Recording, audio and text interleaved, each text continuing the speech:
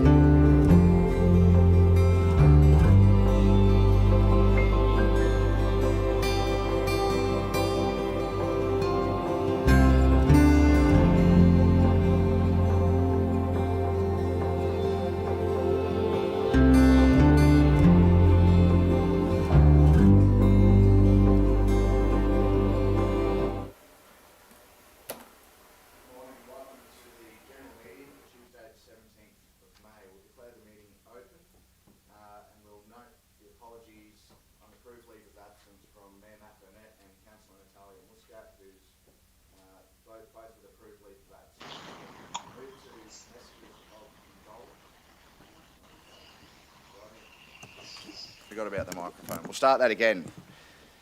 Good morning and welcome to the general meeting for Tuesday the 17th of May. We all good there, Josh? Righto, thank you. We've got apologies from Mayor Matt Burnett and Councillor Natalia Muscat with approved leave of absence. We'll move to messages of condolence, and I think Councillor O'Grady's got a message of condolence to share. Yeah, thank you, Mr Acting Mayor. I just want to give Cheryl Lee's family a message of condolence today. Her funeral was yesterday. She had a car accident about over 3 weeks ago, and Cheryl was very respected in the real estate industry for over 40 years in Gladstone, so she'll be dearly missed. And, you know, she was 75 and still working, so it just goes to show, you know, these stalwarts stay at it. So, so I'd like to send my condolences to Kim, Catherine, Stephen and John Holgate, which was her partner. So, yeah, so love and prayers to them. Thank you. Thank you, Councillor O'Grady. Any further messages of condolence, councillors? No? We'll move now to prior notification of conflicts of interest, and I believe we've got one from Councillor Hanson. Yes, Acting Mayor. I, Councillor Rick Hanson, have a prescribed conflict of interest in agenda item G 3.1, not-for-profit houses. My wife, Lyndall Hanson, is the CEO of Not-for-Profit House, whom is seeking to enter into a service agreement with Council. I will leave the room for the consideration of and any decision relating to this agenda item G 3.1. Thank you, Councillor Hanson, and I have a conflict from Councillor Churchill. Yeah, thanks very much for that, Mr Chair. I, Councillor Glenn Churchill, respectfully declare that I have a prescribed conflict of interest under section 150EI of the Local Government Act in the following agenda item for this council meeting, 17th of May 2022. Agenda item G 4.6, which is the lease renewal of the PCYC Gladstone. Just to indicate, I am the current and long-time chairman of our Gladstone Region PCYC, and even though I am council's appointed and designated representative to the PCYC committee, I've been associated in many ways with the state QPCYWA, being various PCYCs from when I was 15. I'm a Diamond Life member for my volunteer contributions, and I will continue as long as my life makes it possible. My wife, Sue Churchill, is also a life member of the PCYC. Considering the circumstances and the prescribed conflict of interest, I will vacate the chambers for item G 4.6 and will not participate in this decision. I'll leave it at that at this stage. Thank you. Thanks, Councillor Churchill. Any further conflicts, councillors? No. We'll move on then to the mayoral statement of current issues. And as the acting mayor, I'll give a brief statement. On the Wednesday, the 4th of May, we had a great announcement from Sunshine Hydro, with their Flavian project, a $2 billion project, the world's first super hybrid pumped hydro project, pitched for Miriam Vale. So that's a fantastic project, renewable energy, reliable, base load, pumped hydro, and they'll be working now on their community consultation and their planning approval. So we look forward to seeing that project progress.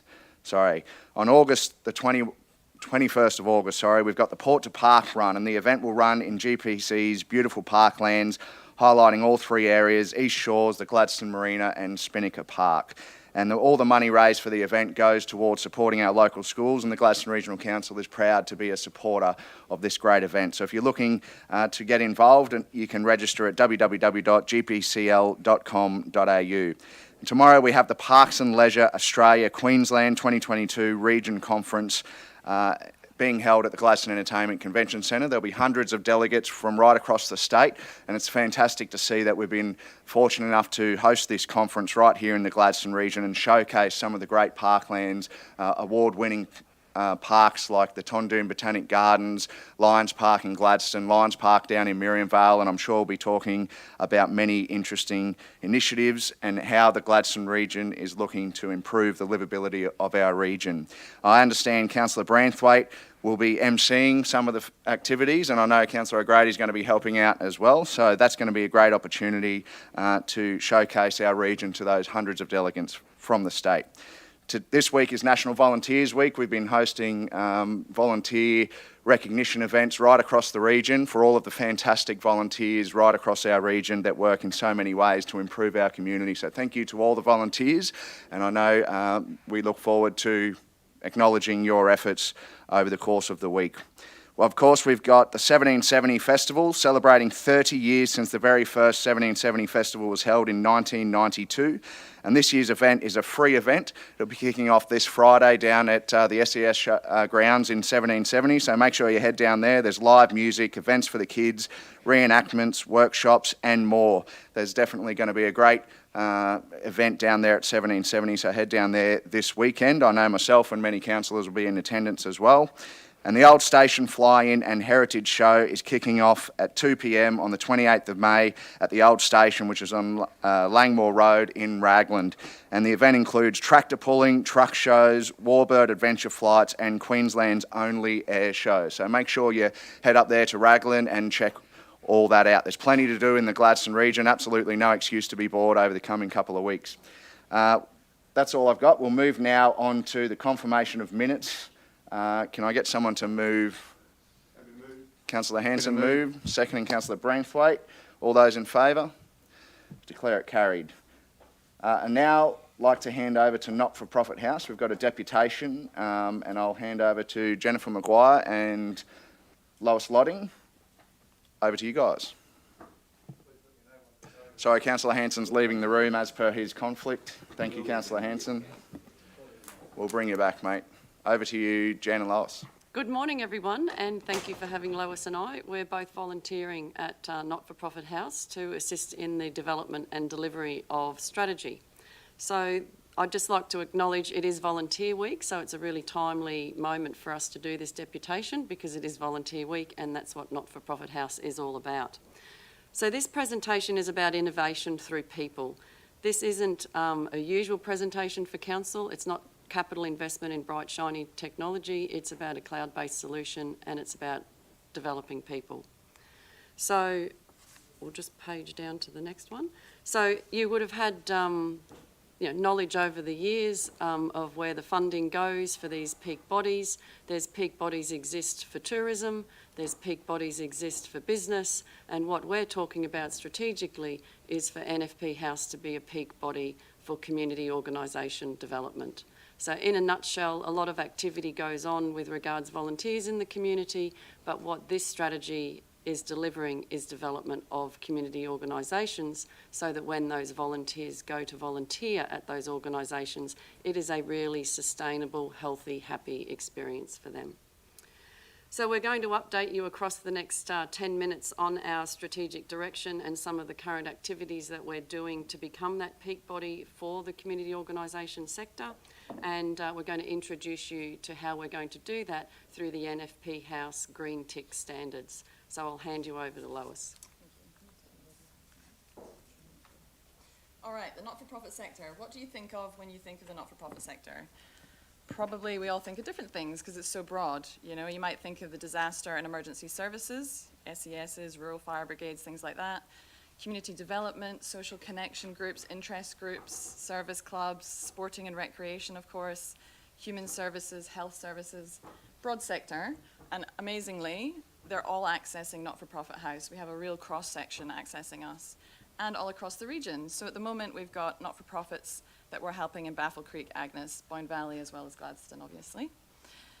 And what value do these organisations add to our community?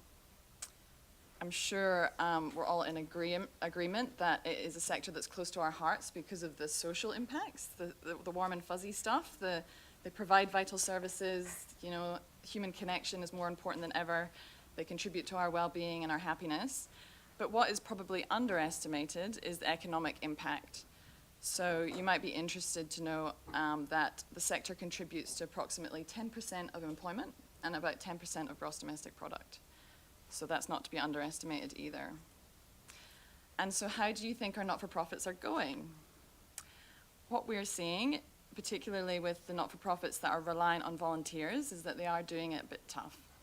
So there were traditional challenges there in the sector, which was the cracks were there, but the last couple of years have accelerated that. We're heading for the Grand Canyon. So yeah, as I said, traditionally the sector struggles because they're not commercially driven. They obviously don't have the investment or the incentive to keep up with best practice processes and systems. And that then just cascades on to different issues. You know, there's a real lag in, there's a few Luddites in the sector that aren't adopting technology. So believe it or not, some people still are paper-based. They still have their not-for-profit information in a plastic tub. If they have moved to the computer, it's saved on a desktop, it's not cloud-based. They're using spreadsheets, they're not using softwares, things like that. We're also seeing a trend in volunteers changing. So majority of volunteers are over 60. There's not that generational trend of volunteers coming through. And then because of some of these challenges, there's high staff turnover and volunteers are potentially having a bad experience and not staying engaged volunteering in the organization. So we're seeing services not able to keep up with demand. We're seeing some compliance issues, some legal issues, and some fraudulent examples. And then on a macro level, the most important thing I think is just the low return on investment. So one of the industry bodies has contributed $58 million in the last 10 years. And that's just one. So if you multiply that out to our 7 major industries and then think about government investment on top, you know, you're looking at $500 million in the last 10 years. And we're just not seeing that proportional outcomes for that money in the sector. Which, if you have a look at the house image, we've got the investment coming down. I'll move on to this, sorry, I should have moved on to that slide. Yeah, so this represents the investment coming down as the rain, and then it's just not quite getting to the grassroots community at the bottom as much as we'd like. So that's why at Not-for-Profit House we've been working on a community-based solution to these challenges, which Jen will start to tell us about. So there is our strategy, Not-for-Profit House, and it is very symbolic that it is a house. So it is a community solution, and I'm just going to take you through the symbolism of why it appears the way that it appears. So the actual foundation is the physical location, and over the last 2 years we've proven that that is a firm foundation. NFP House has been operating successfully in Goondoon Street of Gladstone, and it services over 200 community organisations across the entire region, as Lois kindly pointed out. And that's through expertise, introductions, referrals, asset distribution. We get a lot of businesses provide their redundant assets and we distribute them to many community organisations across the region, and just general coaching and training. A lot of the time we get community organisations walk in the door and they are in a state of crisis, and so we sit with them and start to work with them and analyse what it is that's going wrong and how we can help them. So we are a point of connection and we are a point of access to assets and expertise. There's tools and training that I've highlighted that we provide, so we're not relying on just people alone. What we're wanting to do is get the community organisations out of the plastic container, out of the hard drives, out of their committee members' desktop computer. We're offering them cloud-based solutions into the future so that there is that level of sustainability. And Lois will highlight about the green tick standards shortly so that you can understand what is this strategic cloud-based solution that we're wanting to build. This training and these tools provide the NFPs a framework to follow. So people can come and go from committees, people can come and go as volunteers, and they can contribute as much as they like or as little as they like, because it is in a very standardised way and it actually links to follow through with continuous improvement. So community organisations don't feel like they have to continue to reinvent the wheel. Instead, they build on what the last people did, because there it is sitting in the cloud. New committee comes in, they build on that, there it is in the cloud. It's not in someone's walk-in wardrobe in a plastic container. It could also, the green tick standard, be used as a prerequisite for funding. As Lois pointed out, many of the issues that are currently occurring in community organisations, a lot of funding and investment is going into them. It's actually about maximising that return on investment. I think if we asked a lot of our major industrial partners how many ride-on lawnmowers they've bought for sporting grounds, you would find that a lot of that money could have been channelled in other ways so that those mowers could have been utilised even further afield. So it's about that return on investment. The next stage is the cutting edge part that I was talking about earlier. It's about the innovation. This just isn't a standard capital investment in some bright, shiny industrial technology to deliver. This is about mobilising and developing people and using digital cloud-based technology to help with that. So sector development, we're currently pioneering in this area with a couple of our local corporates. We've actually started to undertake the biggest research piece in Australia about volunteering in the workplace. So NFP House are starting to be engaged by our local industrial partners, and we're starting to work on matchmaking. So volunteer matchmaking is essential. It's going to actually help us go through that industrial transition. As we know, a lot of our carbon-based industry are moving towards green energy, and as a part of that we're going to find that some of the workforce do need to retrain. So a part of that can be engagement in volunteer organisations. We're also trialling with them transitioning to retirement. So for those of you councillors that might be thinking about that in the next decade, wouldn't it be a great position to be in, that the Gladstone Regional Council themselves had a transition to retirement program where perhaps half of the week you worked in your position and then the other half of the week you volunteered to explore what it might be that you wish to do in your retirement to actually maximise your time and your experience in retirement. It's also about the corporate volunteering, and Lois was very good at highlighting all of the issues, but it's that intergenerational gap. And it's about closing that gap through volunteering. So by putting things in the cloud, using digital technologies, instead of them being in paper, a plastic container in someone's wardrobe and a hard drive or a desktop, bringing on that technology actually engages that next generation. So we're working very hard on those trial programs with our local corporates to deliver. So we've started to have great success with all levels of government in discussions about this model, and that's why we're here today. We've engaged federally, we've engaged with the state, so now we're wanting to talk to you about what we're planning locally so that we can engage with yourselves as well. We want to position NFP House as the peak body that's capable of ensuring the development of the community organisations. We want the community organisations to have a high-performing experience, and really there's no point in engaging volunteers into community organisations that are unstable. Basically, they could be folding financially, they could not have a strategic plan and be lacking alignment. At the moment, we could be sending volunteers out to community organisations, and those volunteers have a very short dropout rate, as Lois highlighted. Unfortunately, the negative is that they're not continuing because they're getting such a bad experience that they're moving on. So we've started to lead the way in this volunteer matchmaking area with those corporates, and we're working to identify those participants to meet their development needs. So not only is it about the volunteer, but also for the corporate, it's about them developing their people. So they've got up-and-comers that are wanting to be future leaders. There's no better way to cut your teeth, you would know this yourself, Councillor Branthwaite, than become the president of some large, local community organisation. That is how you can learn some of those skills for leadership in the workplace. So basically, the last part of our NFP House model is, as Lois highlighted, is the roof line. And it is there with a large gutter and roof to capture all of that investment. So whether that's federal government, state government, local government, our private enterprise corporates, and you can see that there's drainage straight down through all of those levels of sector development, volunteering, training and tools, the green tick. The physical location that we've tried and tested the last 2 years is growing the grass of the community for a long evergreen approach. So now Lois will talk to you about the green tick. So the tool that we're going to use to leverage us in this way is this green tick not-for-profit house certification, which might look something like this when it's finished. So it's about moving the whole sector up to this higher benchmark, so creating a benchmark and supporting the not-for-profits to get there. So what they're crying out for is containment, clarity and structure. So it will be a tool for them to follow that will give them confidence that if they are able to show evidence in these areas, they will be operating most effectively. So it's bringing business best practice to the not-for-profit sector, and as you can see, it'll be comprehensive, covering all areas that it needs to make it a successful organisation.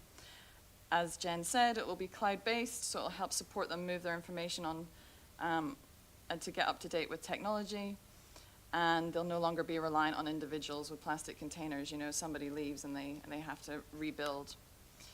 So it will be a supportive framework. So one of our principles, which you can see at the top of the house, is people developing people. So it has to be people-based. It has to be done with interviews and coaching and linked into support. So it's a continuous improvement cycle that where they're lacking, we'll link them into how they can get to the standard that they need to and keep exceeding and keep improving. And of course, as Jen said, we really would like it to be a prerequisite for funding. So we are already working with your community development team to see if there's some benefits for some efficiencies from your side of things, that if you were happy with the green tick and its competencies, then you would have less pre-qualification to do it your side of things. And then obviously there's then the incentive for the organisation applying for funding to do the green tick because they know that it's recognised by funders as well. So that's us.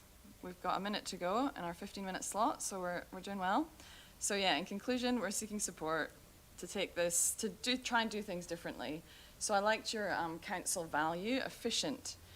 It says that you deliver, you challenge the status quo, and you continually find better ways to reduce costs and improve services.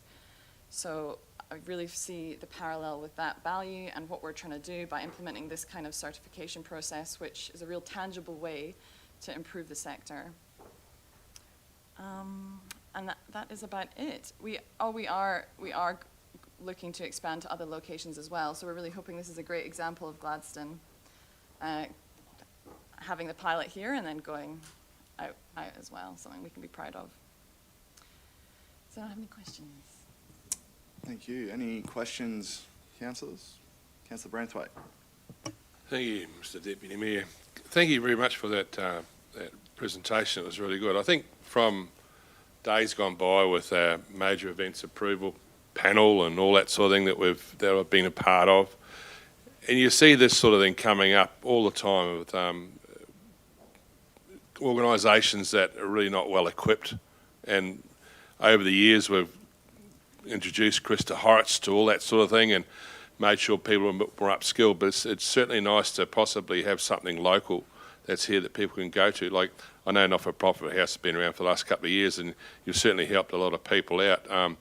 But it's certainly an avenue for small groups to, I don't know, I suppose it's a turnkey approach, because it's the same, as you say, the ticks are all in place and the mechanisms are all there for a successful organisation, and especially for that sustainability. Once that hat is handed over, as we've seen in the past, it hasn't been easy for those sort of transitions. You've got personalities, all that involved, but when it comes down to the black and white, it's really important that organisation continues to function for the viability and the community well-being as well. So, it's certainly a really good presentation. Thank you.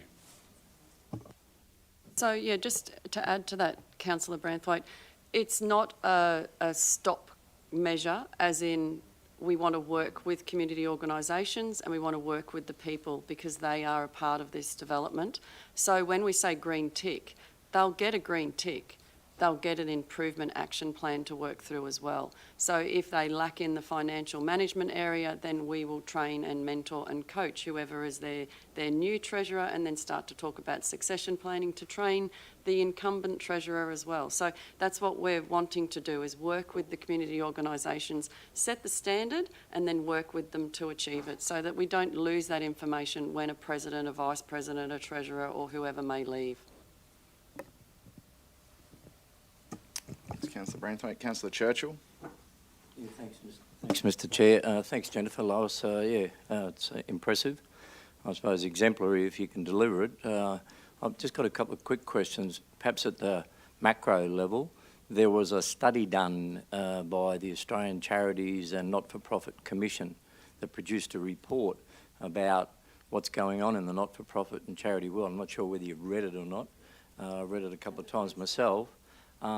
But it highlighted a couple of key points, so I'd love to know your opinion on it. The ability of small organisations to be able to co-partner or have MOUs or work together, because I wouldn't like to think that with a green tick, if there was a small, and we're dealing with volunteers here, this is not paid personnel, so as small groups of volunteers, their ability to be able to do all the requirements to get the green tick, I hope that they're not ostracised or eliminated because they don't have the green tick if we're going to go down this pathway, because some of these not-for-profit small community groups take a fair bit of time to be able to develop their governance and skills and whatever. And that's exactly what it's all about. So we already are using that cloud-based solution, the green tick. We've already got those standards. There's a few community events that are running on it already, and we are already working with smaller community organisations in partnership with others, because once that community organisation has the clarity, they've got the standards, they know where they're heading, they've got that alignment, it does reduce the people issues, the opinion issues, and so that's how we are able to have community groups work together. So there's lots of examples locally, but Lois and I committed that in this public environment that we would not mention individual groups. Sure. So yeah, if you wanted to talk to one side, come down to NFP House. We're happy to show you the work that we're doing for those exact reasons. And the other part of it too also is that it identified in that report that there are not-for-profits operating on a huge business and commercial operation now. So I think we just need to be very mindful that there's many different tiers of not-for-profit and charities. I wanted to cover the micro one, and I'm involved in many different ways with a number of not-for-profit and or charities, and we talk about intergenerational. And I see this is that our young ones don't want to be on the executives. They don't want to be president, the majority of them. They're happy to help, they're happy to work with the organisation, but they don't want to take on any of those executive positions because they're busy doing many other things in their life. So how are you going to approach that with our next generation of volunteers? Because you've identified in your report here that you want to develop them as leaders. But if they're not prepared to take on executive roles, and we see this, you're trying to say those that are over 60 need to perhaps get out of the way and let the next generation come through. And that's honourable, but they need to mentor these young ones as well. Completely understand, completely agree. And the cloud-based solution, the digital technology, is a part of the solution. Like we've talked about a couple of times in the last 15 minutes, is that the new generation don't want to operate from a plastic container on a hard drive with a USB. They just don't want to. And I'm not going to draw on the named examples, but we do have some test cases of where the newer generation are coming through because they can operate from their mobile phone, their iPad, tablet. They don't have to come into the committee meetings with a plastic container. Those community organisations that are in the cloud, that are using the standard, they have attracted younger volunteers into their committee. We've got examples for that If they're success models, tell the Australian Not-for-Profit and Charities Commission that you're green. Well, we told you we were leading the way, Councillor Churchill, and we want to do it from Gladstone. We do also have an alternative where we're breaking down volunteering into tasks so that it can be more bite-sized for some people that aren't ready as well. Good. So yeah, just building on that, yes, not everybody wants to be a part of a committee. So as a part of our matchmaking, we've actually broken it down into categories. It's a bit like a recruitment business. So you saw in the table that we put up earlier with the peak bodies that we've got a peak body for tourism. That recognises economic development. We've got a peak body for business. That recognises economic development. How do they matchmake their staff into their businesses? It's through recruitment organisations. So what we've designed and become is a volunteer matchmaking, a recruitment organisation. But you can't just recruit and send these able-bodied volunteers out to these organisations that aren't sustainable and prepared to accept them. Because a new person to that volunteer organisation, you want to know what their strategy is, what their plan is. You know, you need structure.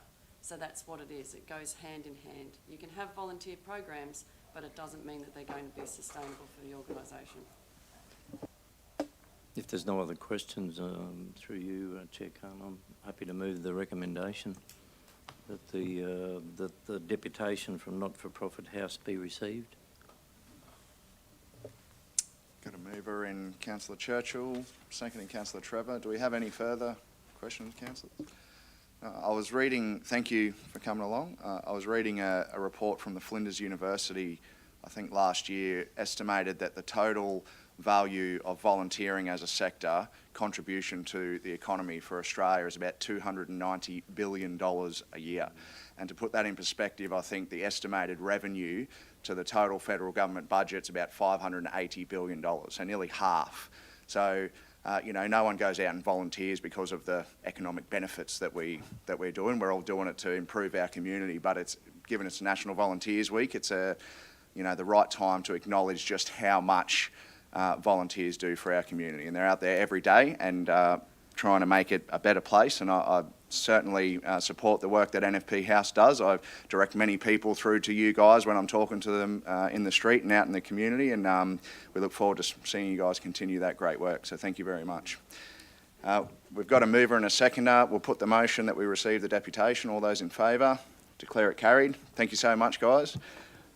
We might invite Councillor Hanson back in, and we'll move on to item number G/4.1, negotiated decision to development application for material change of use of premises for an educational establishment, caretaker's accommodation and shop located at 4 Jeffrey Court, Agnes Water, Queensland. And I believe we've got Tegan McDonald, Acting Manager of Development Services, and Robbie Huth, General Manager for Customer Experience. Over to you, Rob and Tegan. Thank you. Thank you, Mr Acting Mayor, and good morning, councillors. Welcome back, Rob. Thank you. Good to be back. Development application 56/2021 was approved at Council's general meeting on the 15th of February 2022, with relevant conditions being applied. After receipt of the decision notice, the applicant lodged representations against 6 of these conditions. From the additional justification provided by the applicant, the request to amend 6 conditions has been assessed by officers against Council's planning scheme and have been recommended for approval in part, and include condition 1 agreed, condition 2 agreed, Condition 6 amended, Condition 16 amended, Condition 22 and 28 both refused. And I'm joined by Shantae and Tegan, who have been working closely with the applicant on this and are able to answer any technical questions that you may have. Thanks, Rob. Councillors, do we have any questions? I'm sure there'll be some. Councillor Cameron. Yes, thanks, Khan. Yeah, condition number 22, that one's a bit of a problem for me. We've got a new business that's wanting to get going here and outlaying a lot of money. And now they're looking at quite an expensive footpath operation, which is going to take away from their ability to run their business and get it up and starting. That's a lot of footpath. That was nearly 300 square metres of path. I think it's a big ask, in my opinion. Yeah, and you know, we see this a lot. Is that obviously it's a policy that we have that this contribution is made? So essentially, part of the applicant's application was based on their linkage with the existing pedestrian network and encouraging foot traffic to the site versus vehicle traffic to the site. I'm sure councillors are all well aware of the pedestrian nature of that particular area and how it interfaces with the beach and the car park area and those types of things.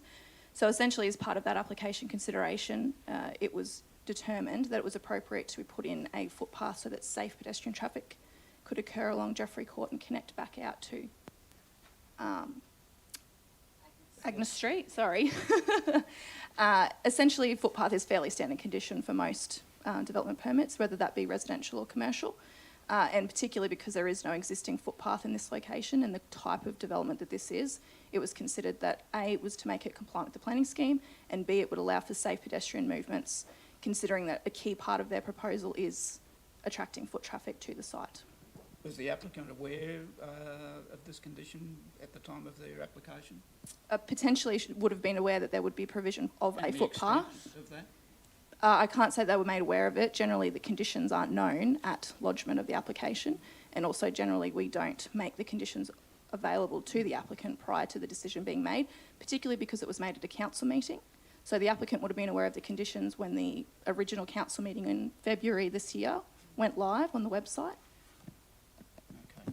Just that, you know, this is going to be well in excess of $30,000 in my opinion.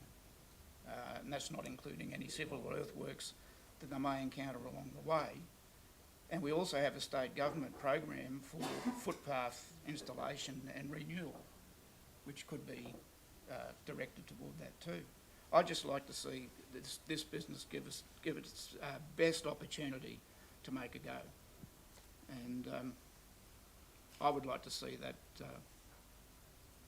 that condition excused, actually.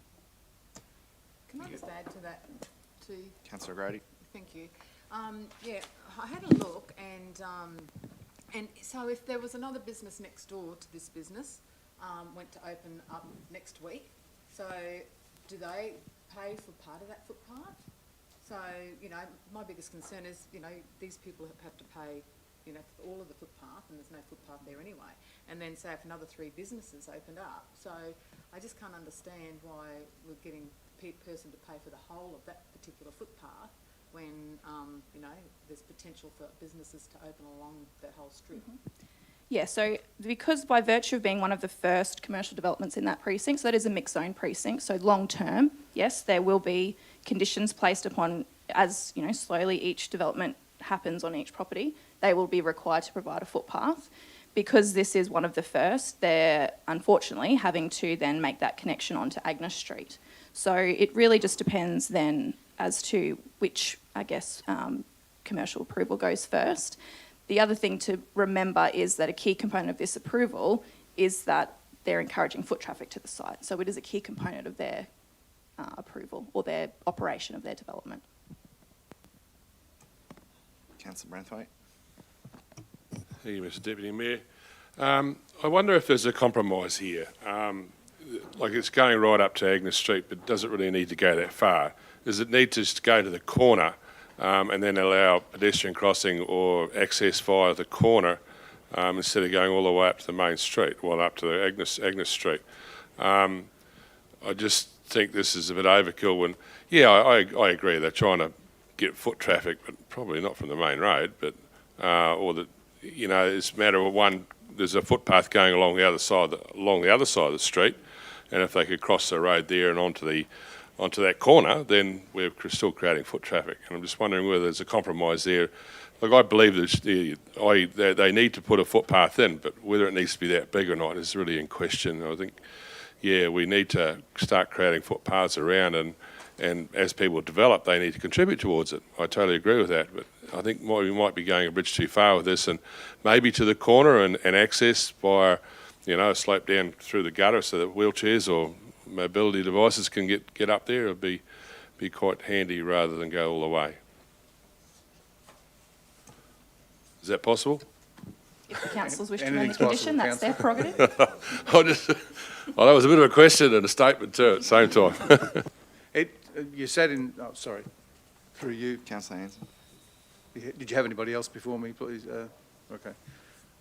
You did say in there that it's not classified as trunk infrastructure, but it would be close to trunk infrastructure, wouldn't it? What the definition? I know I haven't got it in front of me, but that you've defined it as not trunk infrastructure. Correct. So, I mean, the ability for the applicant to lodge a conversion application post-decision is available to them, but typically for footpath infrastructure, trunk would be something like a shared footpath with a cyclist facility, so a much bigger, wider footpath that you would probably see traditionally on a main road, 2.5 metres, that type of thing. So the footpath we're requesting here is not trunk because it's a much smaller piece of infrastructure, intended just for foot traffic, essentially. I'd also agree with Councillor Branthwaite, Councillor Gray and Councillor Cameron regarding the footpath in front seems to be enough of an impasse, and then using the footpath on the other side if we can come to a compromise. So I agree with them. Councillor Churchill. I'll add my part to it as well. I think we need to understand if we can try and put some sort of common sense approach to this, because Jeffrey Court doesn't have a footpath. That's the first thing. There's no footpath there at all. So you're conditioning this business to develop a footpath to provide for all and sundry, be it, not just necessarily their business. There are other businesses that are operating in that area, and we've never compelled or required them, or maybe we have and they haven't done it, for them to build a footpath. That's the first thing. The second thing is I'm genuinely concerned if we try to find a compromise that we're going to do a small section of a footpath, we're going to end up leaving a legacy that we've left in other places in this city, in this region, by having missing links. So you have a part of a footpath and you walk on the footpath and you go out on the road, dangerous, then you've got to come back up onto a footpath again. So we need to be careful and cautious.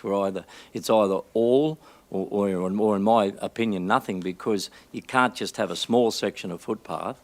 And as I said there before, there have been businesses operating in that area for some time, for many years, and they've never been conditioned to do a footpath. So maybe we need to take a little bit, in the compromise, maybe we need to take a strategic approach, which I raised previously when we discussed this agenda item, that we should be looking down and trying to determine who can contribute, which includes council as well, or other two tiers of government, to deliver the whole project rather than just making one small business who's trying to make it in the business world and do something very proactive, limiting their factor to be able to get up and get started. I'll just touch on the footpath, or I think there's a couple other matters that I'd like to touch on, as I'm sure others will as well. So I'd love to know your understanding as to why we're making one business build a footpath, but we've never asked any of the other businesses to contribute, co-contribute, or build a footpath as part of their operations. So the trigger for the footpath requirement is the development permit. So these people have lodged a development application. The planning scheme requires, at the minimum, the provision of a footpath for the frontage of their site. In the specific circumstance of this application, because of the linkages and pedestrian foot traffic that they're encouraging and relying on for patronage, that is what is informed our determination to connect into the existing network, which is, at this point in time, out on Agnes Street. The reasoning that there's probably not existing footpath within Jeffrey Court is that they simply don't have development permits that require them to do a footpath. I can't be 100% certain that there's not unlawful development occurring there. I can't be 100% certain that there's not development permits that did have the provision for a footpath and they're operating unlawfully as well. But largely Jeffrey Court is not developed to the purpose of the current planning scheme, which is for a much higher scale of development. It's largely still residential, which is why there's not a provision of footpaths. Again, piece by piece, as more and more development occurs, a condition will be placed on each of those to connect into the network. So in light of what you're saying, we've got a Pandora's box potentially if there's developments that have occurred that haven't been compelled or required as a compliance or condition to build a footpath. So I'll go back to that compromise that my colleagues are endeavouring to achieve. Maybe we need to look at Jeffrey Court footpath as a project in its entirety rather than conditioning one business. This is only my opinion, but I'm just simply saying rather than one business contributing the whole lot to do a $100,000 footpath around Jeffrey Court, whatever the figure might be, that we should be taking a strategic approach, which I raised previously about traffic safety and pedestrian safety. I think the planning requirements change over time, as we all know, and this is one of the quandaries that we sit here and discuss as a council. We haven't had perhaps the requirements on developments that happened in this area 20, 30, 40 years ago, but we know now through the CSRs that we get through our community, as we all are aware, footpaths and connectivity is an important part. It's something that people want for safe passage. So we have a decision, I guess, where we have got a development application that's triggered, and I hear many of the points, the valid, legitimate points that have been made by councillors, or we take it for ratepayers, as Councillor Churchill mentioned, a more strategic overview, and then as a council, we know, given the development application mentioned, as Tegan has said, about promoting that foot traffic, we know that people are going to be walking to this facility and they're going to be wanting a footpath. So I hear what everyone's saying, but this is just for those, I guess, watching online. This is some of the quandaries that you have to try and balance as a council. But did you want to say something, Councillor Grady? Yeah, thank you, Acting Mayor. So in that area, in actually Jeffrey Court, I know there's 6 either Airbnbs or houses to rent for holiday letting. So obviously, there's connectivity to those places as well. So I really think we need to look at the strategic plan about how we're going to do footpaths, because those around Jeffrey Court, that does lead to the shopping centre.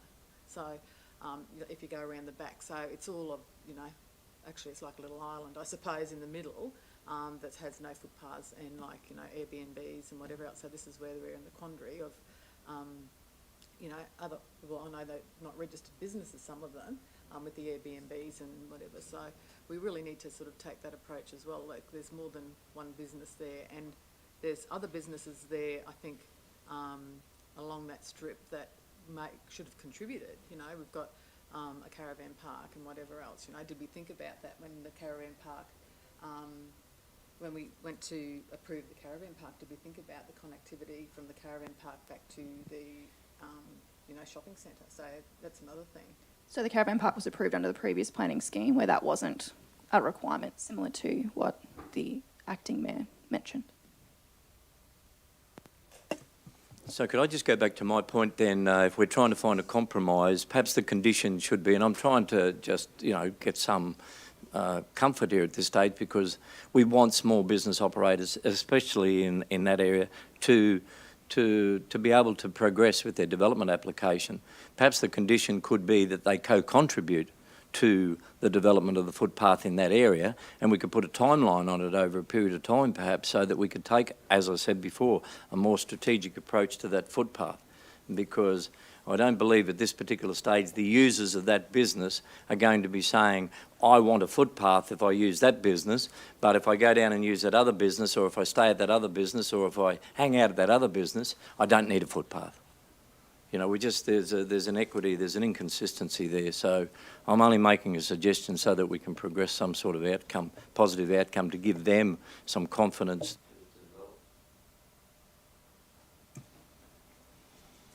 Yes, through you, Mr Acting Mayor, they seem to have been a little caught up in between the plans and those other businesses. For example, you mentioned Airbnbs. I wouldn't have thought there was any contribution to any footpath from those people as well. So, I just think it is enough to ask them to condition it in front of the business to Agnes Street. So that's what I believe. So. Councillor O'Grady.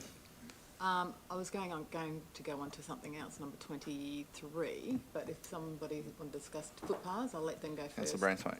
Yes, thank you, Deputy Mayor. I agree with you, Councillor Rick. I think if we can get a compromise that goes to Agnes Street and it promotes that foot traffic and have it up to standard that is required with rundowns down to over the gutter and that, and then that facilitates what the applicant was actually looking for as well, foot traffic. If we can go along that track, that would be what I'd be supporting.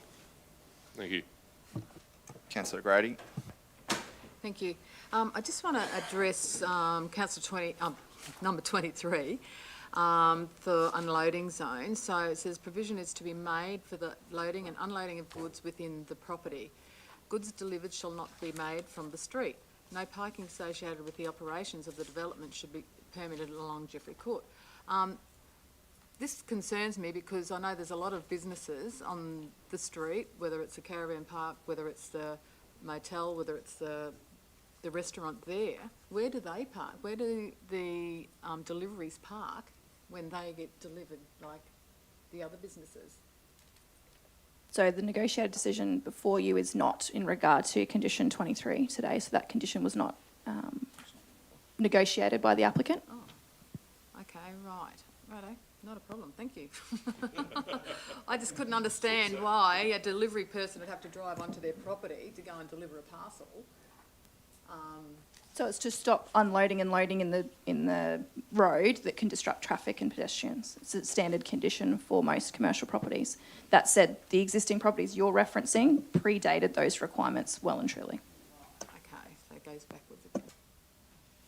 And this is where we, the planning scheme draws a line in the sand. We know how to do things better, how to make, things improved and more livable, reduce those traffic impairments. But where we draw the line in the sand, I guess, is part of the discussion we're having today. Councillor Trevor. Thanks, Chair. I think, on balance, I agree with Councillor Churchill's approach, that being that it should be a strategic approach by council rather than small business, based on the fact that we haven't required people in the past, in accordance with the law, to build footpaths. Now it's incumbent and, in my view, unfair to ask of new businesses to build the footpaths for us. It's difficult enough maintaining and running a small business without the additional impost of providing a community asset, which would otherwise be a necessity for council to consider out of its own pocket. It's a mixed-use area. I personally don't see a massive influx of businesses into that particular section of Agnes Water in the imminent future, i.e. I don't see it turning into another Hastings Street for the next 50 years. New houses in the last 2 years have been built there at significant cost to the owners of those premises, and I'd be surprised if the bulldozers were brought in to make way for small business now or at any stage in the future. It's a massive problem from a vehicular/passenger point of view. It is suffering from the funnel effect, where everybody is diverted into one street and one beach, rather than there being alternate points of access. which council will need to consider at some future stage as that community progresses. But on balance, I'm of the view that we shouldn't require a small business to build our community infrastructure, but I'm happy to concede that they should put a pathway in front of their new business. Councillor Cameron. Yeah, thanks, I agree with that entirely, Councillor. I do believe that they need to put the paving in front of their own 21 metres of their property there, because that will be a part of their landscaping procedures as well, so that'll have to be done. And by the time you put a crossover there for vehicles, there's not that much left really anyway. So I think it should be that we ask that they do the footpath design as described, but only in the 21 metres of their front allotment. Councillor Hanson. Is anybody else talking about the footpath? I'm just going to go on to just one other item.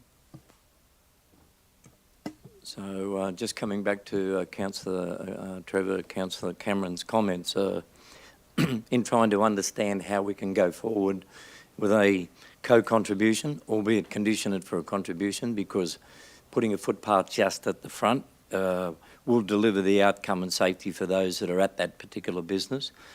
So this council needs to determine appropriately whether we end up with one small part of a footpath or we go forward, that over a period of time that footpath can then be extrapolated out so that it's a strategic approach down to Agnes Water and or the other way.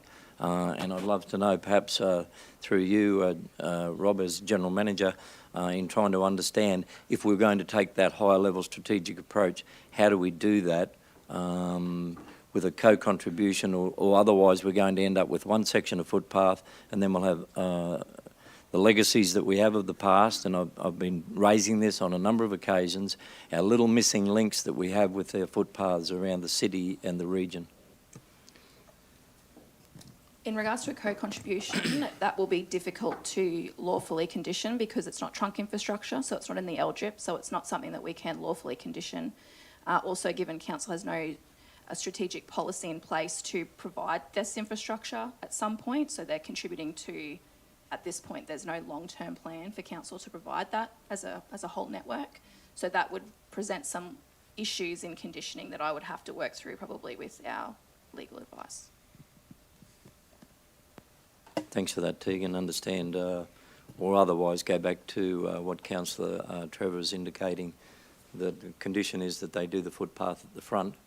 And if that was to be the case, what would the timeline be?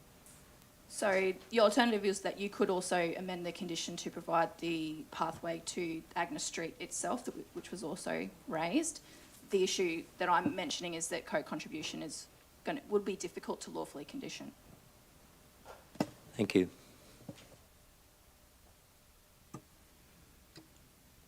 Councillor Hanson, did you want to move on to something? Through the Chair, just a question on condition 6, defined entry statement. We've asked that they put a defined entry statement that can be visible from the Jeffrey Court precinct, and they've asked for us to delete that, and the last sentence in their reasoning that it be removed, that it says it also submitted that no requirement exists in the planning scheme requiring an entry statement to be constructed. And you've amended it a little bit underneath that in the response. What does that actually mean? Do you still want an entry statement outside, just outside there? So the applicant's material included, you'll be able to see the plans in the material, included an entry statement. So that was something that we didn't require them to do. That was something that they put forward in their plans for us to approve. Hence, we conditioned that provision as part of that. We haven't received any amended plans to show a different, treatment to that particular wall. So that's why we've, reduced the requirement of that condition a little bit, just to make it a little bit more flexible for them to provide something on that site. Essentially, that was what was put forward to us from the applicant. Didn't understand that through reading it. Thank you for a good explanation. Thank you. So, Tegan, just to confirm, the condition 22, which is the most focus, the applicant has requested in their own information that if we were to maintain the condition, that we could consider it trunk infrastructure and they'd be eligible for full reimbursement of the cost of the footpath. That would obviously see the footpath constructed, which is a good outcome for the community, and I would think for the commercial operation. Were you saying that there's no way for us to implement that particular decision if that's where we would go? So the provisions for considering trunk infrastructure is legislative. It's part of the LGIP considerations and that type. So the process for, I guess, the applicant testing whether or not we would consider it trunk infrastructure is actually called a conversion application that occurs subsequent to your approval being issued. So that's something that we then consider with the SAP team to see whether it meets the definition of trunk infrastructure. Previously with footpaths, if it is not, as I said before, a full width shared footpath, usually 2.5 with a shared cycle and pedestrian, then it doesn't meet the definition of trunk infrastructure, similar to a main road versus a local road, that type of situation. So I'm hearing from councillors that we want to look at ways that we can address this issue of the footpath. Is there a way that we could condition it to be staged over a period of time, or is that not able to happen? It's something that we could condition. The issue you have long term is compliance with that condition. Typically, we use the prior to commencement of use as a, trigger to be compliant with your conditions of approval, other than your regular ongoing, noise and maintaining landscaping and that type of thing. So that's probably the only reason that we don't typically condition something to be staged in that regards, is that there's ongoing compliance, makes it a little bit difficult if there's not an agreement in place. All right, councillors, we've got some information there. I guess is there any further questions? Yeah, I've got a couple others. Councillor Churchill. Yeah, I just got a couple other, I suppose, minor ones more than anything, just going back to where Councillor Hanson was coming from in relation to the call it streetscape if you like, or call it artscape, call it the entry point. I'd just like to get an understanding at this stage, because public art has been a considerable topic of discussion in our communities in various areas, with great ideas and great innovative ideas, but at the same time is trying to put some controls in place. And I think at the last meeting I'd indicated that we should be developing a strategic public art plan for our region rather than an ad hoc approach. But coming back to this particular one here, is who gets to say what goes on that art? Is that a requirement from us? We tell them what that they should do? Or if it's not, then they can do perhaps whatever they may wish to do that would be relevant to artscape. And art, like anything, is how people see it and how people portray it. So do the residents in that area have any say in what might be done with that artscape? Because I know what I would think if I woke up one morning and saw something that was an absolute monstrosity and I got to live with it, and I live in that area and had no say in it. So the art piece is entirely within the subject site, so essentially the content of it is up to the owner of the site, no different to any art someone else wanted to paint on the side of their house anyway. The revision for the mural, so to speak, there is, I guess, a bit of a mock-up in the report that's a seascape type picture. I assume that they would have a similar theme as part of, the shop and the dive and that type of thing. So no, we have not included any condition that council has to approve the content of it. It's just merely to improve the streetscape, and it's also in accordance with the material that they've presented to us to be approved. So they can do any mural that they want. It's not an advertising mural? No, so if it met the requirements for an advertising device, that would be different. That's not part of it. As long as I can understand, they can do whatever they want with that art mural. Okay. Essentially, as far as the planning scheme is related, obviously they need to comply with other, requirements for decency and things like that. Okay, my other small one was, and I know that it says it in there, but the landscaping and the time frame is 12 months. Is the landscaping to be consistent with all the other landscaping in that area, or are we comparing mini miners with Rolls-Royce, or can they do whatever landscape they want appropriately with shrubs, or do they have to be considered consistent with the other landscaping that's in that Jeffrey Court? So landscaping species is per the planning scheme, so they have to use the species as per the planning scheme. They already have provided us a landscaping plan, which we've approved. Essentially, the landscaping elsewhere in Jeffrey Court will be private landscaping, mostly residential, so there's no requirement from council to regulate that. We haven't amended the condition to allow a 12-month grace period. The current condition before council to consider is to maintain the existing condition, which is providing it prior to the commencement of use.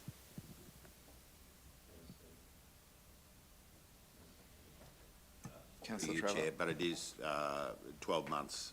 They have 12 months to develop the landscaping. Is that correct?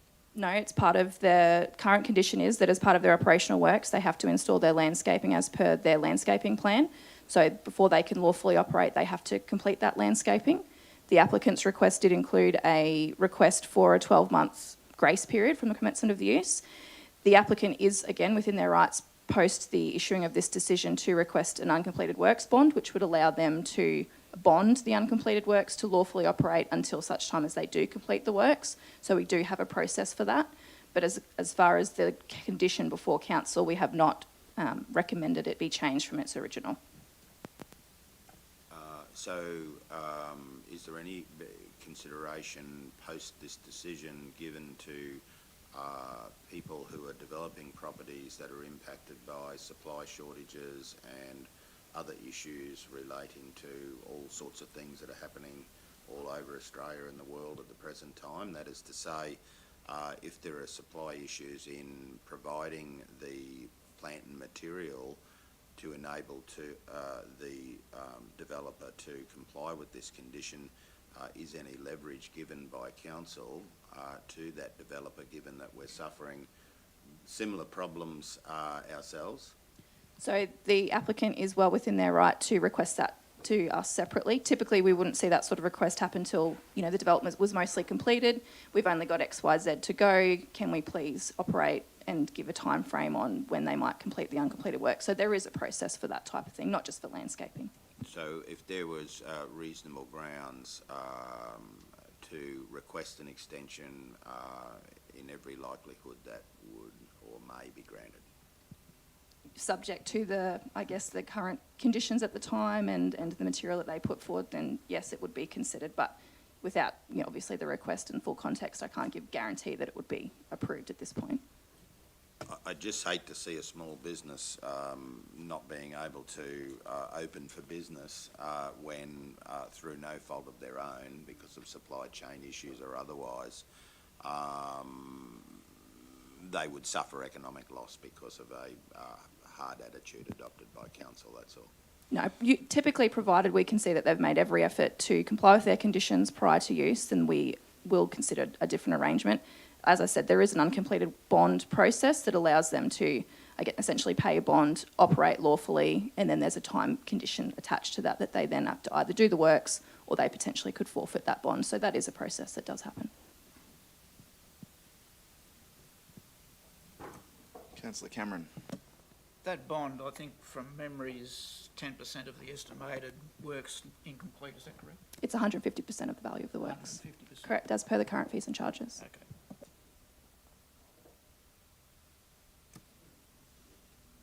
Councillors, do we have unless there's any further questions, but we need to move a motion at some point. Does anyone have a motion that you'd like to move, particularly, I think, in regards to condition 22, was it? Through the Chair, Trevor. Chair, I'm happy with everything else other than condition 22, and my suggestion is that the recommendation be amended to be that condition 22 be amended to only require construction of the footpath for the full frontage of the property and not beyond the site. My reasoning for that is that as other properties are developed in the area, they contribute to the remaining pathways, or alternatively, council form a strategic plan and vision for the future delivery of that those pathways to that area. So, just confirming, Councillor Trevor, it was only on the frontage of the property, or was it as per condition 22 to the corner of Agnes Street? It is only the frontage of the property, not to Agnes Street. Only the frontage of the property, to only require construction of the footpath for the full frontage of the property and not beyond the site. Okay. Councillor, do I have a seconder for that? Yeah, Councillor Churchill? Yeah, I'm not opposed to, I'm prepared to second, if I could just get a clarification from the mover of the motion, Councillor Chris, his understanding that the requirement for the footpath, and perhaps through you, Chair Khan, or to Tegan, is that particular footpath in front of the property needs to be developed immediately before the business can start operating. Is that correct? Yes, so the current condition, see how it says as part of operational works? So operational works has to be completed prior to the commencement of use. So the current structure of the condition already requires that it be provided prior to commencement of use. I'm trying to find some common sense in it, but we really don't have any other alternatives, really, do we? For a delayed provision of the footpath? Yeah, yeah. Do we have provision for a delay of the footpath? Because, as Councillor Trevor, the mover of the motion, clearly articulated from my comments earlier, that, and he prefaced it with the word "or," that we actually can do that section of the footpath directly in front of the business, or to take a strategic approach going forward from an operational works perspective with council and other tiers of government, that we could then do a full footpath.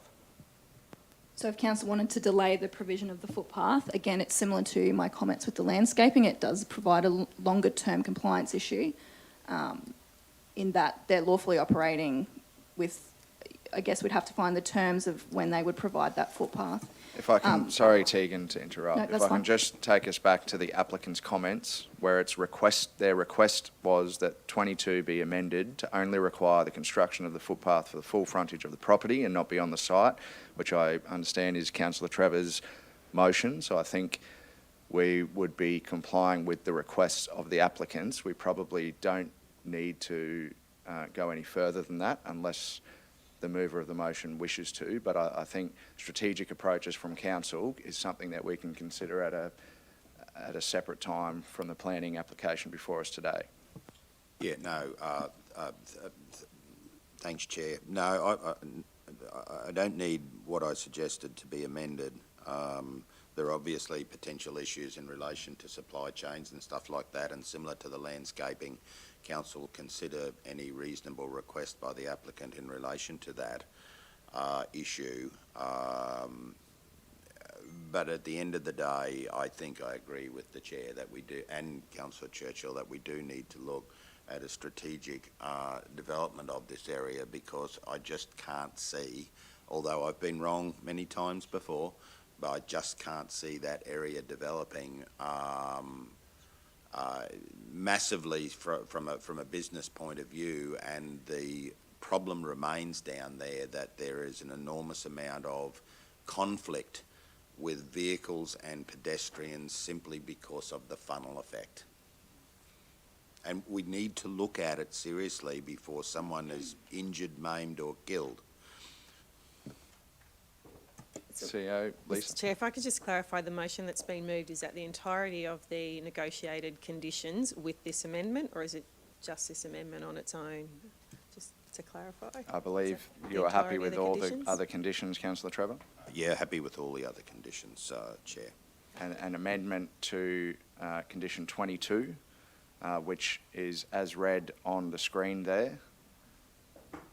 As part of operational works, a 2 metre wide concrete footpath for the full frontage of the subject site is to be constructed in accordance with council standard drawing concrete pathway bikeway details. Happy with that, councillor Trevor? Yep. Yes, I am, thanks, Chair. And we've got a seconder in councillor Churchill. Just one issue. Councillor Cameron?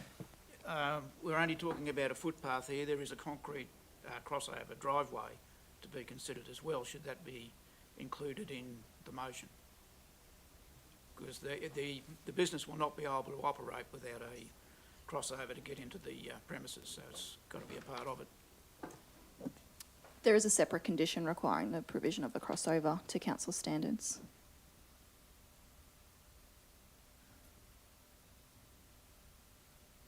Condition 20. As part of the operational works, the applicant is to upgrade the existing crossover access to a Type B standard.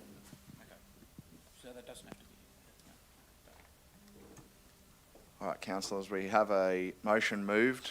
Is there any further questions or queries? No, we're all happy. I'll put the motion. All those in favour? I'll declare it carried. Thank you. We'll move on now to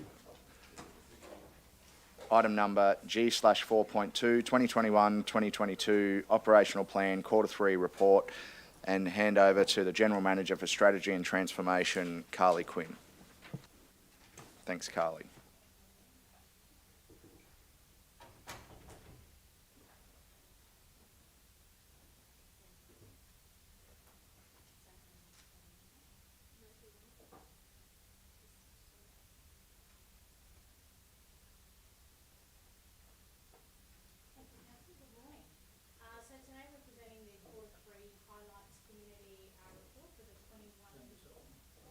There you go, sorry. Today we're presenting quarter 3 of the 21-22 operational plan highlights report for the community, which covers activity between January to March this year. We have 11 of our 14 initiatives currently on track, with all of the other initiatives do have mitigated action plans in place, which are endorsed by sponsors to ensure that they continue and progress through to the 30th of June. A couple of highlights on some of the operational plan items from this report, which you'll be able to find online later today. The residential water security, a lot of work has been completed in the last quarter, which highlighted additional work that now has already commenced to ensure that we have Miriam Vale water security. But it did identify that the Burworan water source is secure, so that was a good outcome from the last quarter there. There's been significant work also on the lessee service model. So by the end of quarter 4, which is this current quarter we're in now, customers will be able to easily access information through an online portal on our website, which will help them to identify eligibility for license for leases with council, how to obtain a lease, how to maintain a lease, how to renew a lease, how to terminate a lease, all of that kind of stuff. So there's been a lot of work done there, and we've listened to the community and the concerns on how they can access that information, and that's going to be made much easier in the next 3 to 4 weeks. I believe that'll be launching.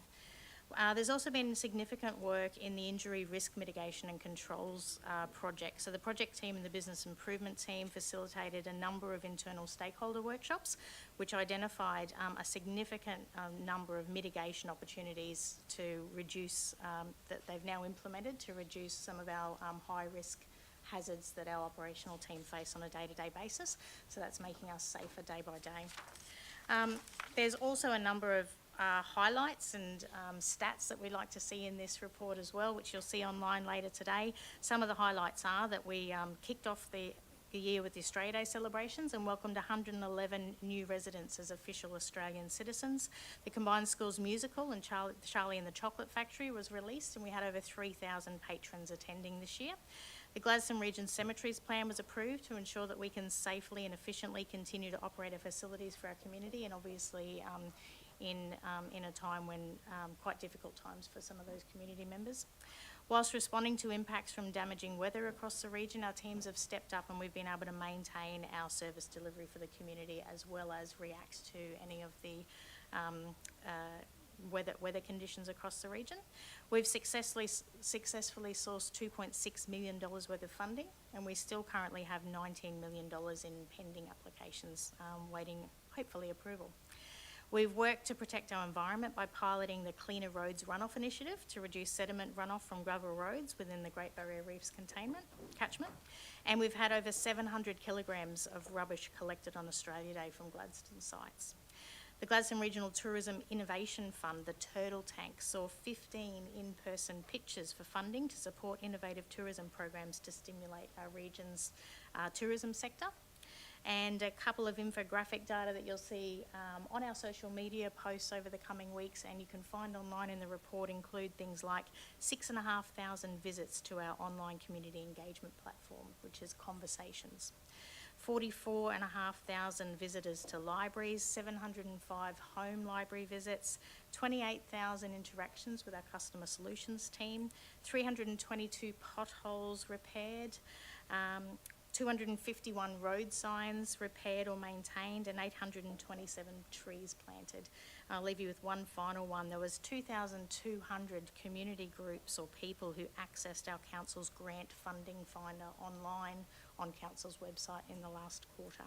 So these messages and more will be shared today, later on our socials and on our website. Anyone can access them, and also internally with our people. We'll have a connected story on our intranet and screens on across all of our locations as well.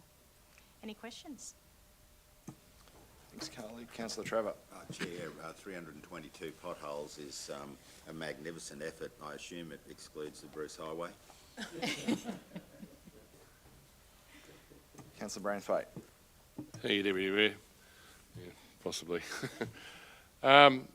You mentioned the water runoff on gravel roads. So can you just share with what's happening with that?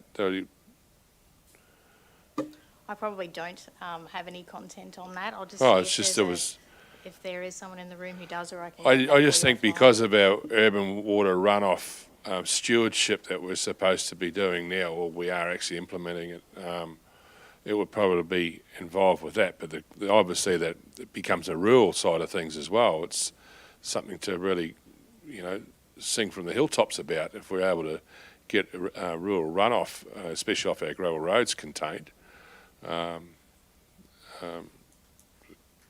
Here's Mark. He's going to come up.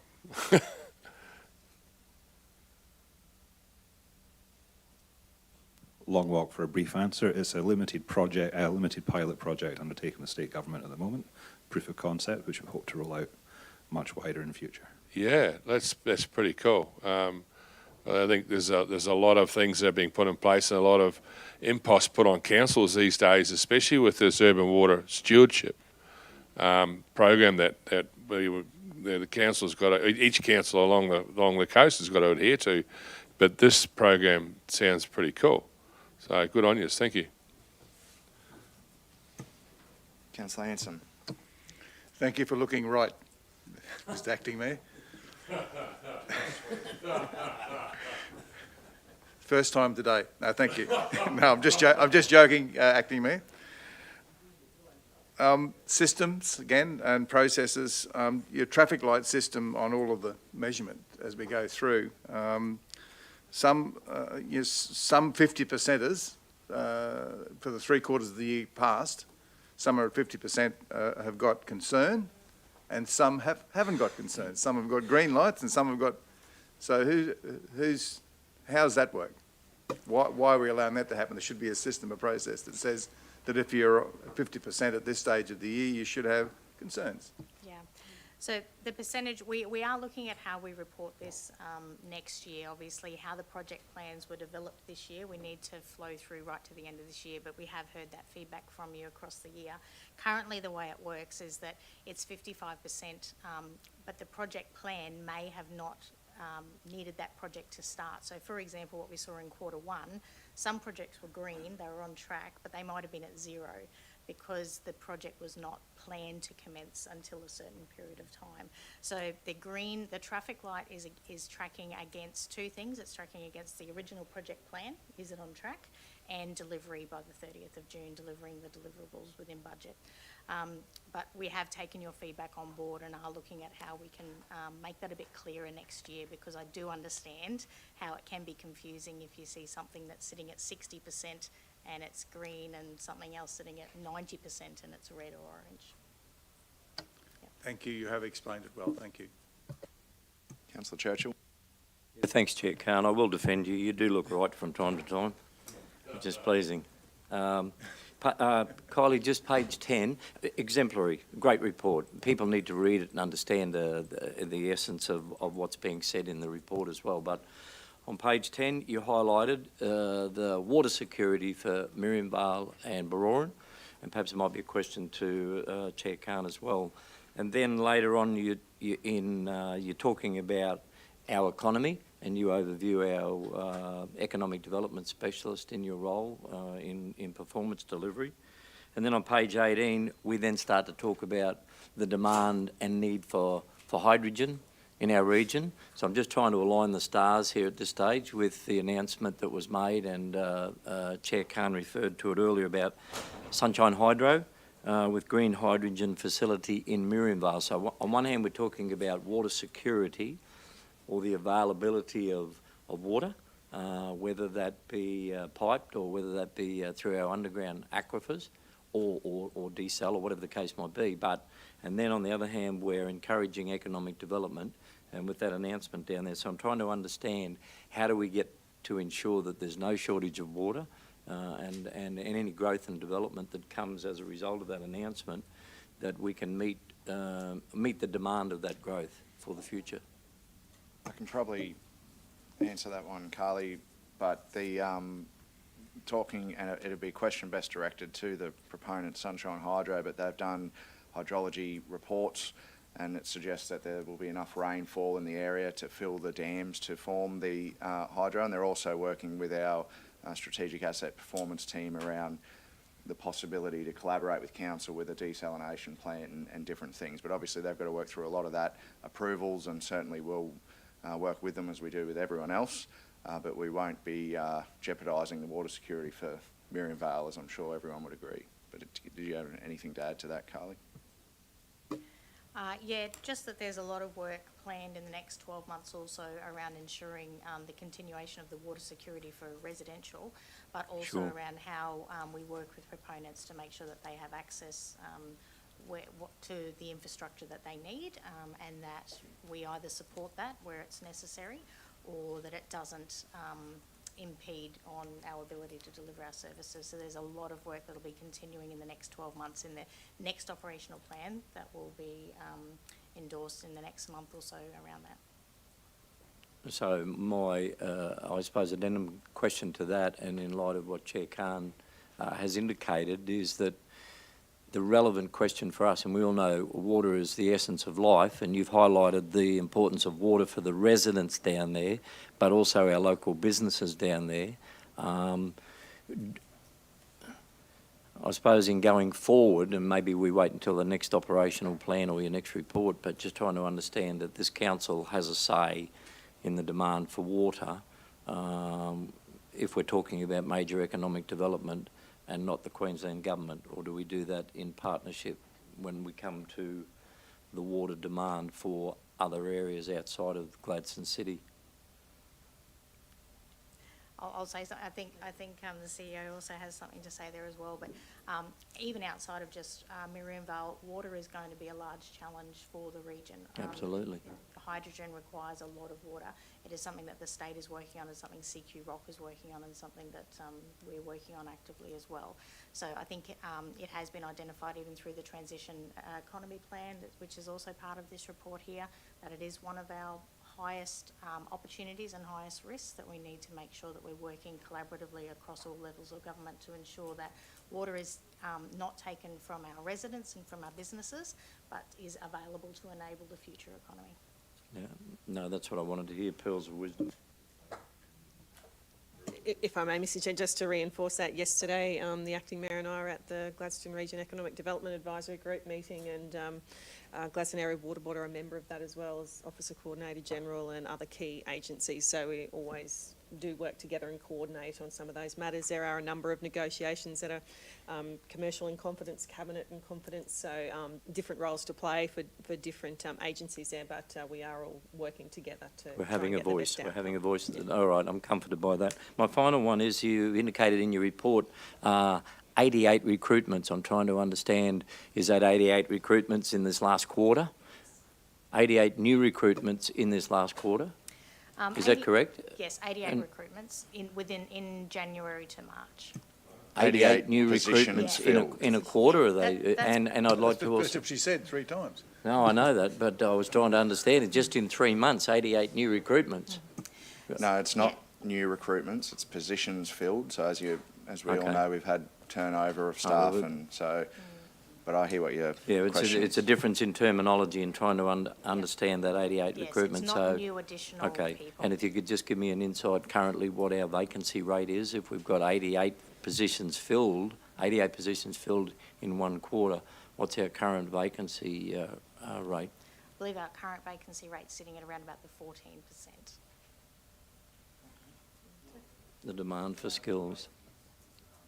Oh, sorry, turnover, sorry, you're right, the vacancy rate is about 9.8%, and the turnover rate is about 14%.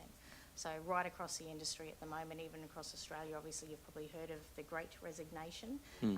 All industries and all organisations are experiencing the side effects, I guess, of COVID, people reassessing their life choices. So currently we're comfortable where things are tracking, but it's something we're very, very conscious of, and something we're making sure that we looking at our strategies to maintain our people, retain them and recruit.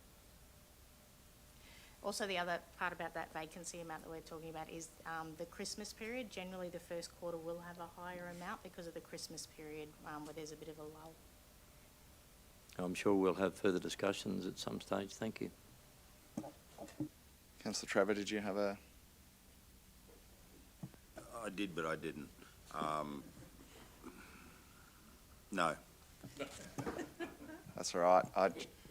Thank you, Carly. I note I think on the Conversations platform, the most popular project was the Boyne-Tanham Aquatic Recreation Centre. It was great to see, a great project. And I also like the what a load of rubbish note on page 16. Between January and March, 4,215 tonnes of general waste and 916 tonnes of recyclable waste. I like your little wordplay there. But very interesting information if anyone's looking to jump on and see a snapshot of the work that the Gladstone Regional Council does each and every day. Do we have a mover? Councillor Hanson? Councillor Trevor, did you want to say something first? I just wanted to float the idea, and I'm not close to the action of what's going on, but it was always my view that at some stage we should extend the Awonga Dam pipeline to Banarabi and Miriam Vale, and this is in relation to the issue that you've raised, Councillor Glenn. For a couple of reasons. Firstly, it provides that permanent water supply to our southern part of our region. Secondly, it could enable a short access road to Agnes Water 1770 and further south to happen and avoid the flooding issues that they have on a regular and continuing basis, which strangles small business and residential areas to our south. And also as a major safety issue when people are delivering babies and suffering heart attacks and can't get out except by way of helicopter, and it's too rough to go via boat.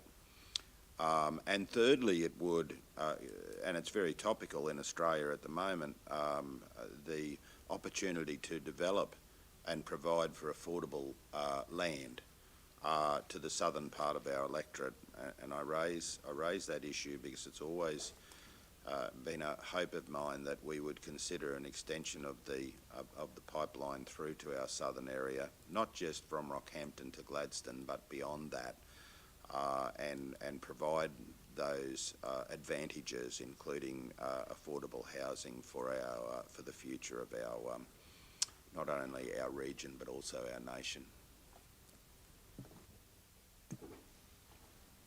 Totally agree, Councillor Chris. That was the intent of my question there, not necessarily just about the pipeline, but the other option or the other benefit that comes is that those along that particular corridor can also get water by access through agreement. So that allows other areas outside of our little villages in the rural areas to be sustainable and for water as well. Hopefully that's part of that discussion. If I may, Mr Chair, and Mark will correct me if I'm wrong, that option was included in part of the analysis for the water security for Bororan, and it didn't stack up compared to the others. But that report will be brought through to Council to consider, and if there are other lenses that need to be put across that, then that can occur at that time. Yeah, I can agree with that.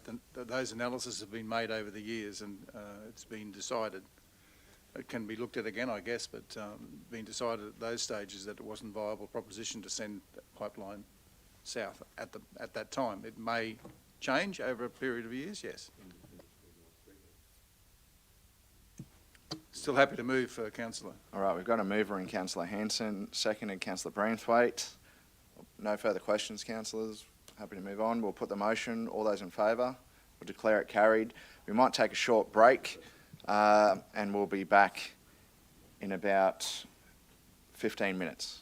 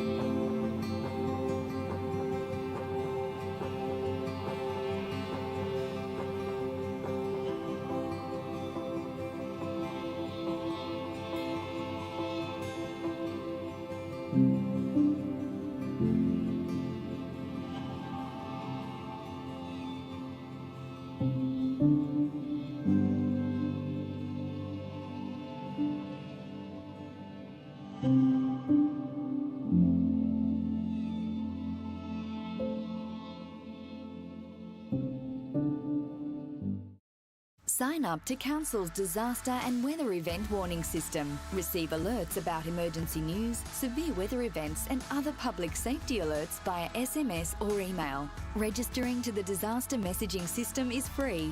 To register, visit Gladstone Regional Council's Region Watch website and click on the Register for Warnings button. Get ready, Gladstone. Take the steps to protect what's most important to you. Let's be better prepared and protected for emergencies and disasters.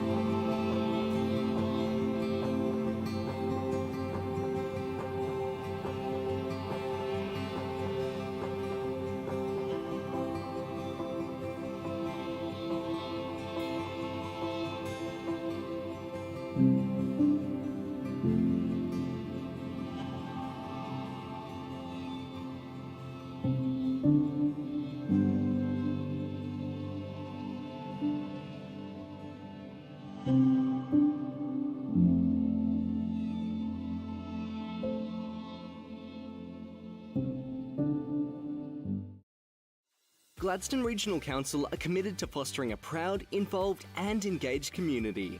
The Gladstone Regional Council Community Investment Program provides financial support to local community initiatives, projects and events which promote community connections, regional enhancements, community celebrations and community education.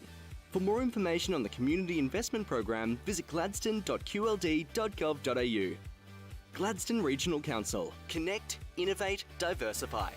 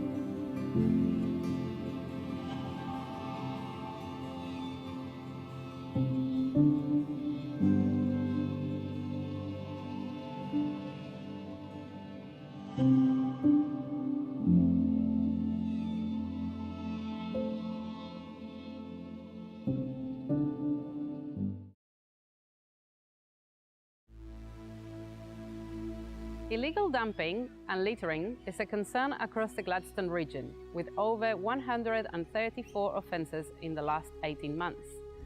Our region is beautiful, but there are a few bad apples that ruin it for the rest of us, and they need to clean up their act. Commonly found items at illegal dumping sites across the region include car bodies and batteries, mattresses, tyres, white goods and furniture, and green waste. These items can be disposed of at any of the region's waste transfer stations, some of them even for free. Illegal dumping and littering pollutes our environment, harms plants and animals, and detracts from the enjoyment of our public spaces. It can lead to stormwater and ocean pollution, with large amounts of plastic, sugar sachets, and cigarette butts caught in stormwater traps and grates. It's cheaper for everyone to dispose of waste correctly. Illegal dumping and littering costs our ratepayers thousands of dollars each year in waste management and clean-up. It's also costly for our dumper, with penalties of up to $10,000. We can all work together to keep our region beautiful and dispose of waste responsibly by placing rubbish in the bins, or even holding onto the rubbish until you're near a suitable bin, and using our local waste facilities. Don't be part of the problem of pollution. We want you to be a part of the solution. From towns to the bush, illegal dumping and littering is everybody's responsibility. Protect our public spaces and natural environment by doing the right thing for today and tomorrow. If you see illegal dumping, Dob in a dumper. See it, report it, Stop it.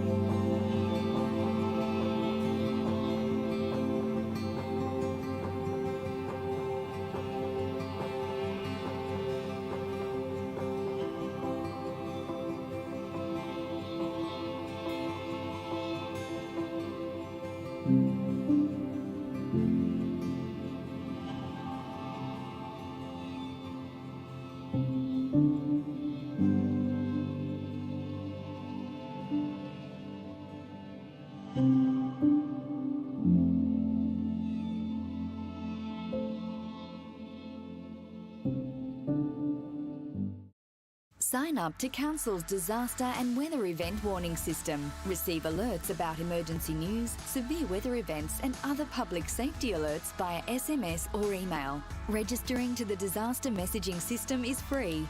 To register, visit Gladstone Regional Council's Region Watch website and click on the Register for Warnings button. Get ready, Gladstone. Take the steps to protect what's most important to you. Let's be better prepared and protected for emergencies and disasters.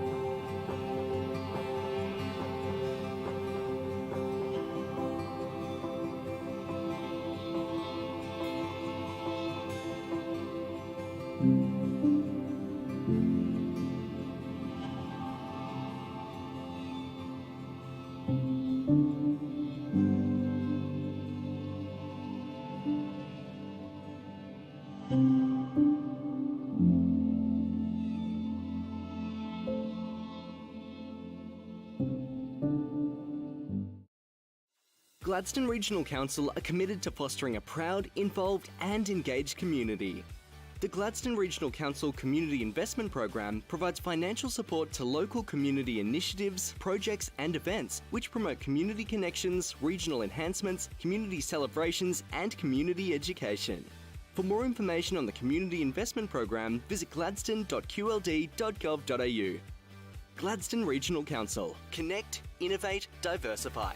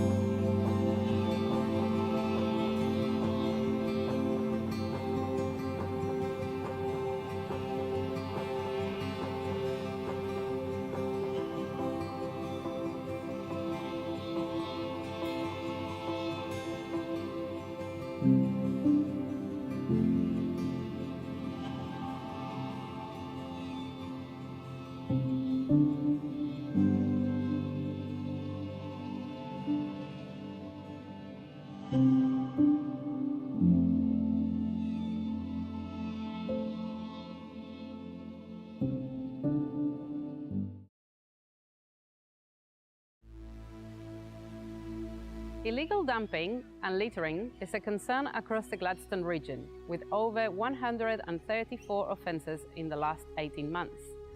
Our region is beautiful, but there are a few bad apples that ruin it for the rest of us, and they need to clean up their act. Commonly found items at illegal dumping sites across the region include car bodies and batteries, mattresses, tyres, white goods and furniture, and green waste. These items can be disposed of at any of the region's waste transfer stations, some of them even for free. Illegal dumping and littering pollutes our environment, harms plants and animals, and detracts from the enjoyment of our public spaces. It can lead to stormwater and ocean pollution, with large amounts of plastic, sugar sachets, and cigarette butts caught in stormwater traps and grates. It's cheaper for everyone to dispose of waste correctly. Illegal dumping and littering cost our ratepayers thousands of dollars each year in waste management and clean-up. It's also costly for our dumper, with penalties of up to $10,000. We can all work together to keep our region beautiful and dispose of waste responsibly by placing rubbish in the bins, or even holding onto the rubbish until you're near a suitable bin, and using our local waste facilities. Don't be part of the problem of pollution. We want you to be a part of the solution. From towns to the bush, illegal dumping and littering is everybody's responsibility. Protect our public spaces and natural environment by doing the right thing for today and tomorrow. If you see illegal dumping, dive in a dumper. See it, report it, stop it.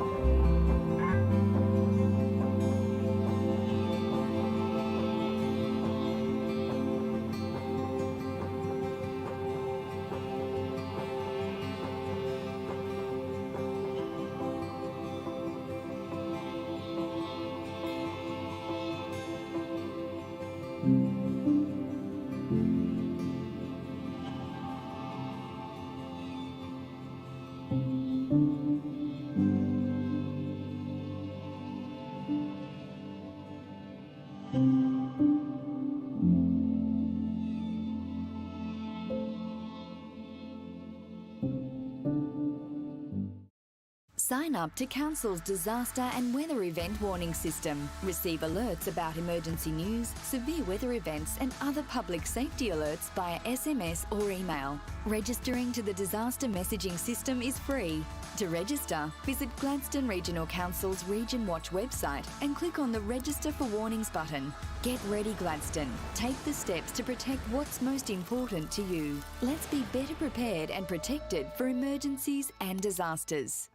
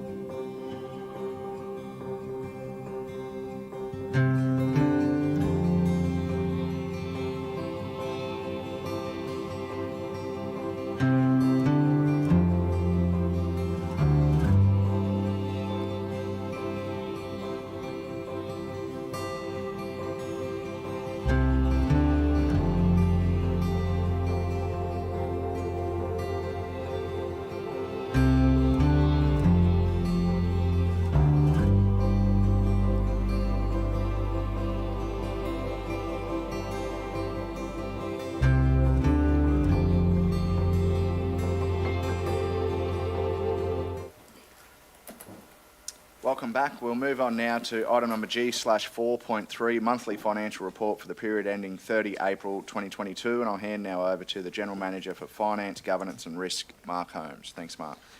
Morning, councillors. This is your monthly financial statements for the period ended 30th of April 2022, so essentially taking us to around about 83% of the year that's progressed. Revenue side of things, there's probably a couple of areas that stand out, and we'll just draw to your attention that we're essentially waiting to receive. The interest revenue is tracking slightly behind, we've just been having a lower investment, but we've seen a little bit better returns starting to come through with the recent interest announcements. But also our current cash strategy has been to actually rather than borrowing money, actually utilising that money for our capital investment. So that's been lower in that space.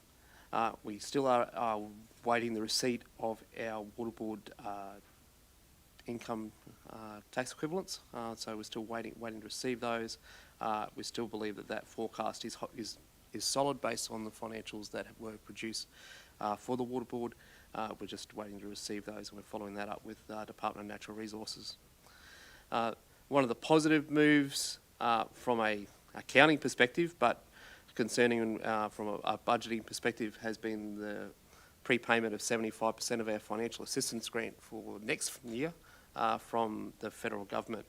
So we've received our 22-23 allocation, 75% of that, and that essentially will see us take our general purpose grant to just over $11 million from this year. So forecast hasn't yet been updated, but we will still receive our final instalment, which is just over 1.1 million at the end of May. And that'll take that income line item to 11.2 million, which is a positive for our position this year, but certainly has some uncertainty as to how we budget next year in respect to that. So that has been a payment that has fluctuated in terms of the amount of prepayment during most budget periods from the federal government. It can be almost a straight cash position, as in that the allocation was for the year you'll receive, and over the last 3 years has been 50% prepaid. It has been stepped up to 75% this year. So it is an area that we are watching, and there's a risk there with respect to our budget for next financial year. Our expenditure-wise, we are tracking just below that pro rata percentage with respect to our budget position there, so just at 81.5%. So just tracking in that space quite well. The capital expenditure is a little bit behind and probably is a factor of a number of those other constraints we've been talking around from our supply chain perspective. So just over $38.7 million has been spent. The forecast there is optimistic at 61.7 million. I think we would likely to see that decline as those forecasts are refined over the next little period. On a positive, and recognising that we have had a number of turnover of properties, we continue to receive strong real estate activity in the region, and that's contributed, amongst other things, to a good collection percentage. So our outstanding rates at the end of April is at 4.85%, and as you can see from there, that's the lowest figure we've had there for quite some time. So largely online to come in and around where we are expecting our forecast at the moment, which will be around about a $1.8 million deficit, but we'll be updating that forecast at the end of May as we prepare our budget for the following financial year. Happy to take questions. Councillor Grady. Thank you very much for that, Mark. Now, I just want to ask a question about the Aquatic Centre. Only half of it's been expended. So is that because of they're working on the 25-metre heated pool at the moment? I would have to get an update from the project team as to where that's at from a project perspective, but our capital portfolio, there's probably a number of reasons why we're behind. I was just hoping it was on track, and like Councillor Trevor said before as well, with getting items in and whatever else, supply items, whether that's stopped it or whatever else. So, but I'd just like to know a little bit more about that. John, have you got any updates? Yeah, okay, thank you. Yeah. Councillor Branthwaite. Thank you, Mr Deputy Mayor. Just on clarification of a couple of things I've circled and that here. One was the sales revenue. No, not that one.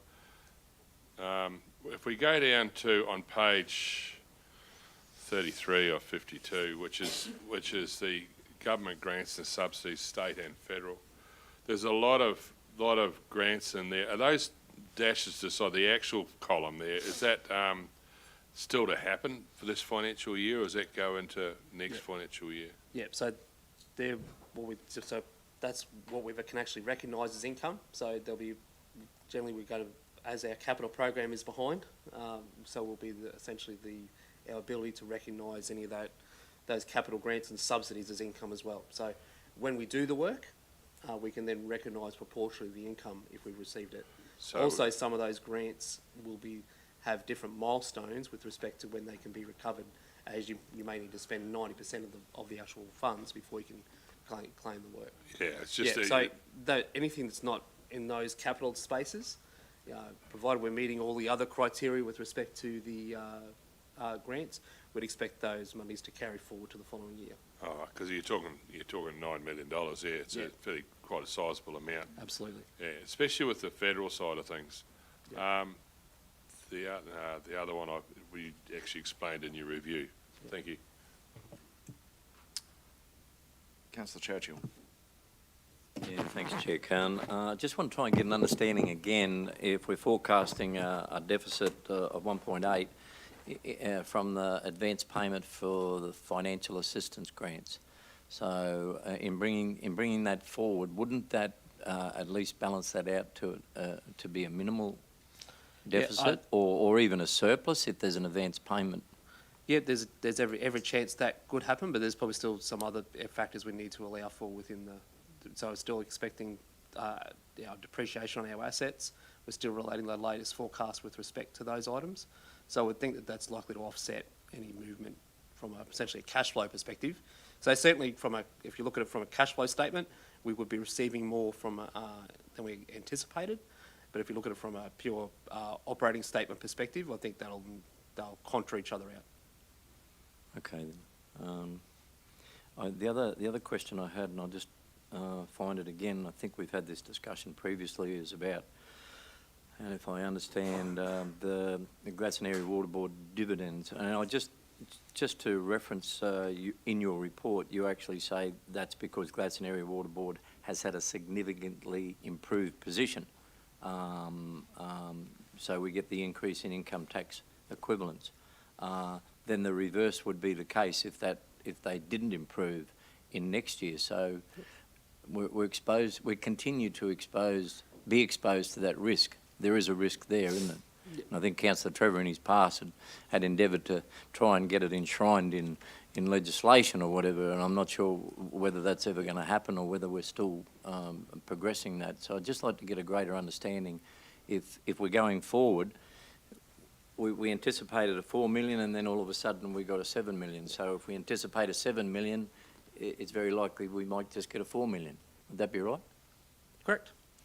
And that's about as much clarity as we receive. The transparency, unfortunately, from both the state government and Water Board, who don't have an obligation to report to council in this space, we don't necessarily receive those forecasts. The $4 million was the update that we had received from the Department of Natural Resources at around about this time last year when preparing the budget. The actual results from the Water Board were somewhat different. And that's what we've utilised that. So our current arrangement is that we receive 50% of the dividends and tax equivalent payments from Gladstone Area Water Board back to council. Water Board pays those dividends to the state, and then we get that by separate remit from Queensland Treasury. So that's essentially the process. So we're still in the process of claiming that back and working that through from the Department of Natural Resources. So it's in our best interest to ensure that they continue to be significantly improving. Yeah, and look, we've talked previously also about the 5-year review cycle that essentially the Water Board has with respect to its pricing.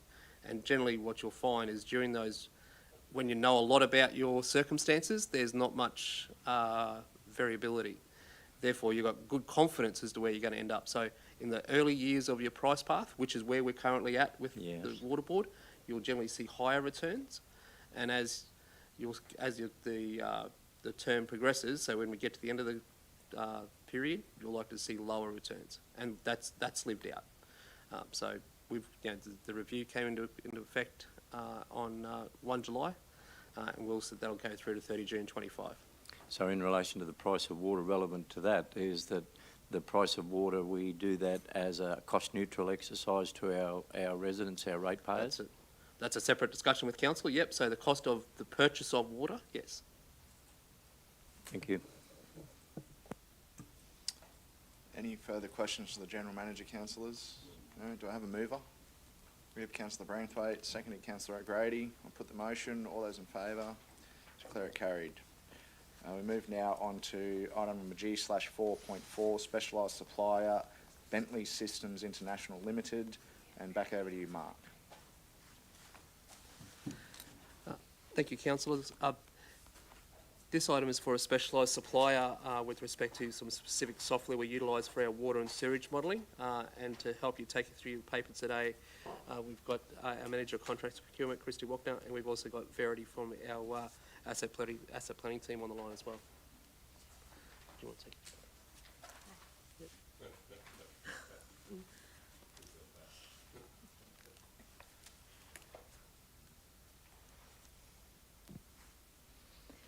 Thanks, Mark, and good morning, everyone. This paper is just seeking specialised supplier approval for us to engage with Bentley Systems International Limited. There's effectively two software providers in the market that are at the level that we require for this software. We weren't able to approach the market openly, as in we would be wasting other companies' time tendering.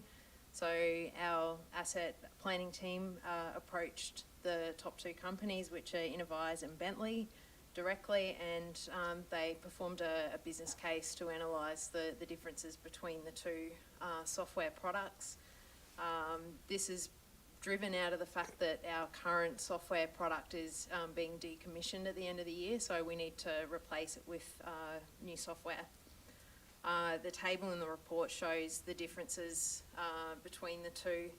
on the basis that the software offered from Bentley, we would like to proceed with a subscription-based engagement with Bentley for that software. Thank you, Christy. Pretty self-explanatory. Councillor Grady. Sorry, I'd just like to ask a question about the subscription. So the subscription, so you subscribe, and then when you need tech help or whatever else, that's forthcoming. Yes, that's correct. Yep. Is that the difference from perpetual to subscription? One gets service, one doesn't? No, like I really get that you've compared horses with courses here. Both systems, one perpetual and the other subscription on both cases, and obviously you've done the studies with it, what you require. I was trying to join the dots like Councillor Desley was too, but you know, what the hell's the difference between perpetual and subscription? I might pass over to Verity online to answer. Oh, g'day, Verity. Yeah, thank you, Christy. So Perpetual is basically buying the software up front, and then we own that outright, and we just pay for a technical support component each year, whereas subscription, you pay, so you can only access that software when you have paid your subscription each year.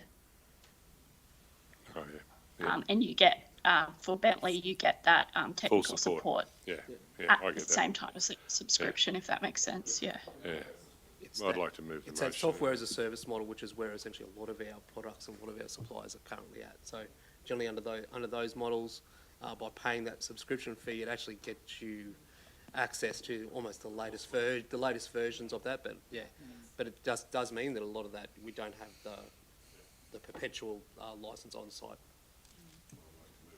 Bit like an expensive Netflix. Not a bad way to put it. We've got a mover in Councillor Branthwaite, seconding Councillor Hanson. Can I second that with a comment? You're welcome. I was wondering where James got to. James Bentley. I second. Thank you. We've got a seconder in Councillor Hanson. No further questions, councillors? No. We'll put the motion. All those in favour, declare it carried. We'll move on now to item number G/4.5, revenue policy, and hand back over to you, Mark. Thank you.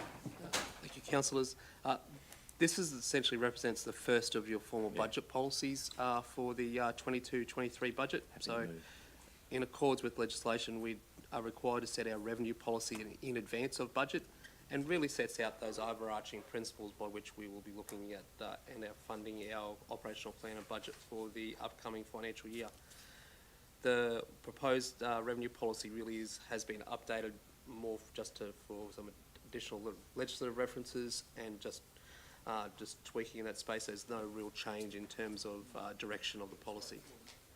Yep, happy with it. Prepared to move the officer's recommendation. Move Councillor Churchill, seconding Councillor Cameron. No further questions. We'll put the motion. All those in favour, declare it carried. Thank you.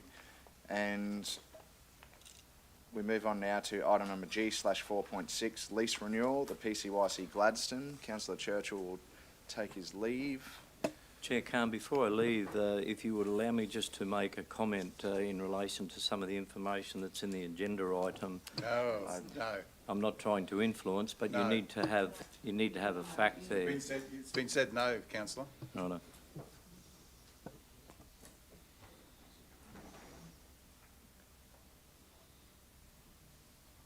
We're sorry for that, but the answer is quite no.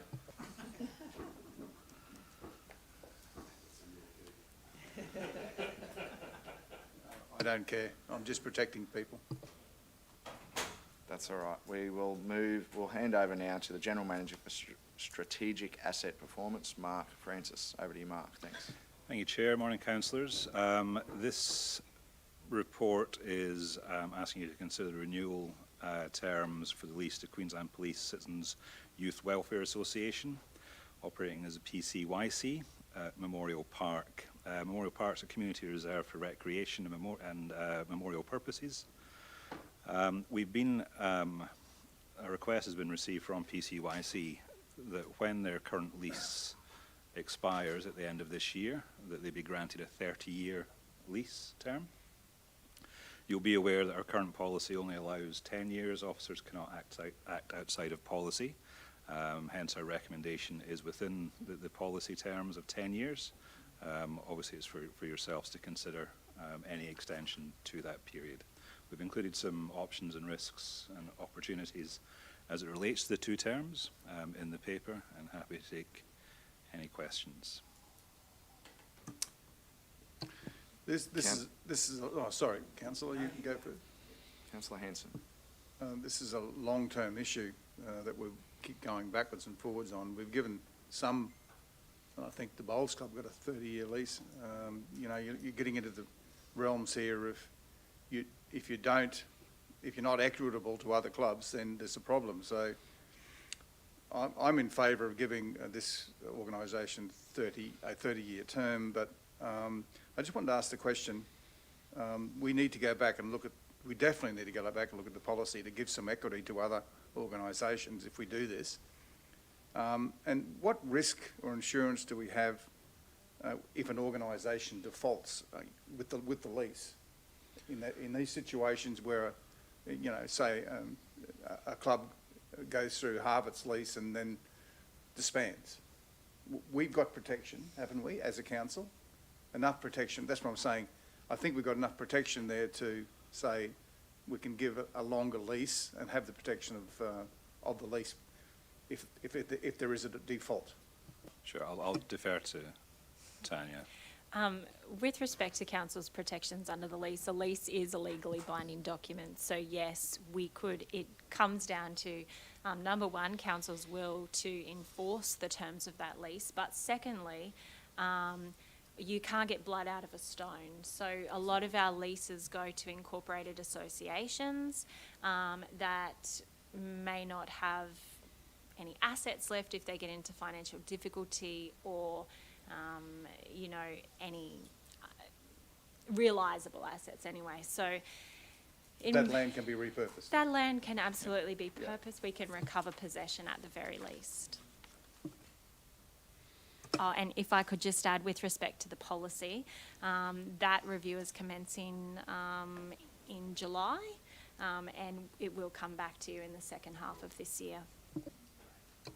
Yeah, no, I believe that the 30-year term gives an opportunity, you know, as all clubs say, to make sure that they're funding they can get as much funding as they can to move on with their organisation, those successful ones, that is. And they are putting a fair bit of money into this too, through grants that they have had. Sorry, Tanya, the policy, which policy is coming back in July, was it? The property policy will come back in July, which will, currently that policy sets a maximum term, and it's intended with council's support that the leasing policy that we have will be amalgamated with our property policy. So we've got one document governing. Are we envisioning a change to the current policy around the 10 years to come back in July, or are we not? We haven't got to that point yet with that review. It's obviously subject to council's decision, but we're looking at proposing an increase to 20 years. 20 years. Councillor Trevor, did you? Thanks, Chair. I haven't got any objections to the request from the PCYC, so I support what Councillor Hanson's saying. They're investing another $3 million, I believe, into the establishment shortly, and that can only help us in the event of a default and forfeiture of the improvements on the property. So I don't see any fiscal risk to us in extending the lease for a period of 30 years. I see some advantages for the PCYC, who have been around for a substantial period of time. Ever since I was a young boy growing up in Gladstone, and they have invested heavily in this project and no doubt will continue to invest, subject to being able to secure funding through local, state and federal governments, and a 30-year period could only help in that regard, and probably also assist them in depreciating their assets. I don't have with my brief a copy of their letter of request, but I assume they set out in those, or that letter, good grounds for an extension of the lease for a period of 30 years. There is already precedent around this table in relation to the Bowls Club, and no doubt there will be other clubs who will be approaching us in a similar content and vein. So it's a solid community asset. It's an asset that's not at risk in the event of default to us and the ratepayers of the region. I'd support their request for a period of 30 years. If there was ever a incorporated body in Gladstone that you would want to support for a period of 30 years, it's probably this one, given the investment by them for the community's benefit for a substantial period of years in the past, and no doubt a substantial period of years in the future. Yes, you are right, Councillor. There will be pressure from other organisations seeing this, and we're going to have to face that individually, I guess, but hence looking at the policy is a good thing at this time. The thing that concerns me, I'll come to you shortly, Councillor Cameron, the noted in the report around a number of tenure issues with the facility, which we're all aware of with the various different stakeholders. We haven't resolved, those are unresolved at this point in time, as is my understanding, and to give a 30-year lease means they'll remain potentially unresolved, or council's ability to influence that will be limited for 30 years. So the other thing that concerns me, and I'm not against giving a 30-year lease to the PCYC, I agree with the comments that are made, but I'm just not sure whether we might want to have some more work to do with our parks and open spaces strategy and asset growth plans due shortly. We haven't got that body of work done yet, so I feel like perhaps we're moving a little bit faster than we need to. And the other thing that concerns me is around equity. I know we gave the long-term lease for the Bowls Club, but that was under state, that was land held in trust under the state, which was slightly different, as is my understanding. And we also have a number of other clubs that are going to come and have the same expectations, and rightly so.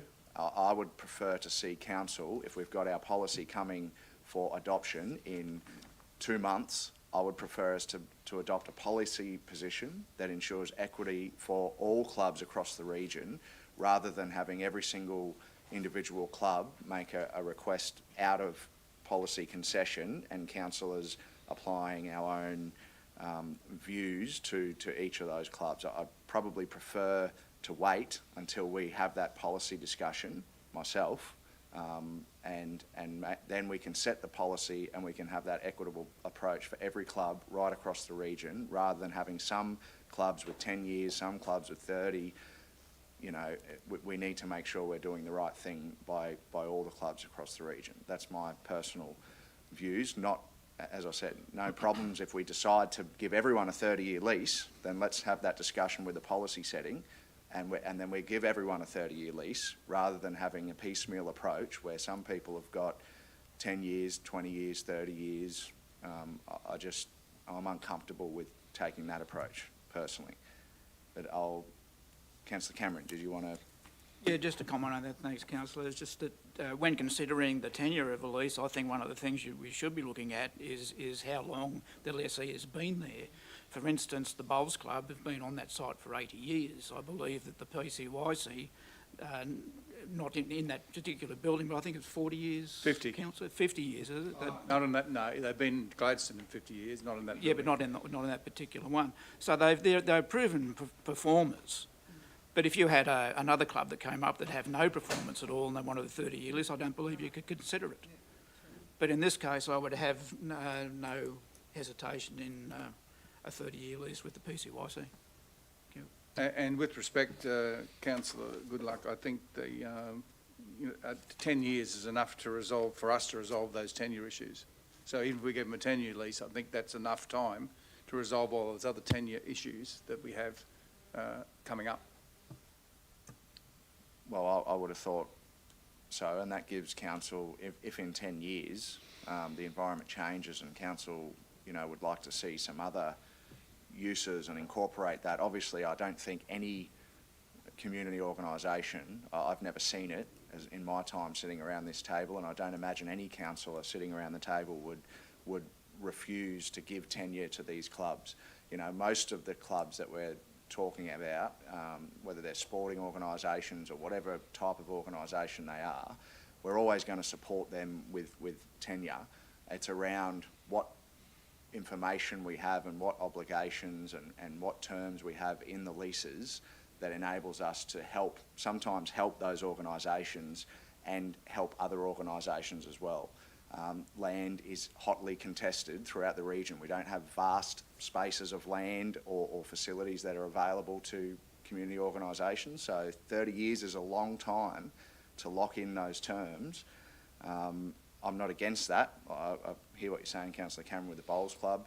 We're going to have the Boyne Bowls Club. We've been talking to them, Councillor Trevor and myself, and probably others, and rightly so. We're going to give tenure, but it's around the length of time, and I guess I'm not against the 30 years, but I'd rather have a policy setting that drives that same outcome for all organisations, not just piecemeal. But I'm happy if we move a motion.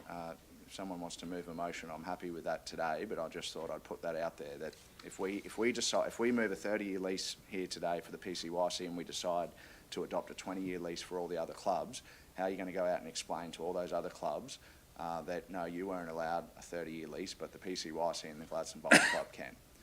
I think we need to have that discussion at a policy level before we make these decisions. Councillor Trevor, and then we'll go to Councillor Trevor, sorry. Thanks, Chair.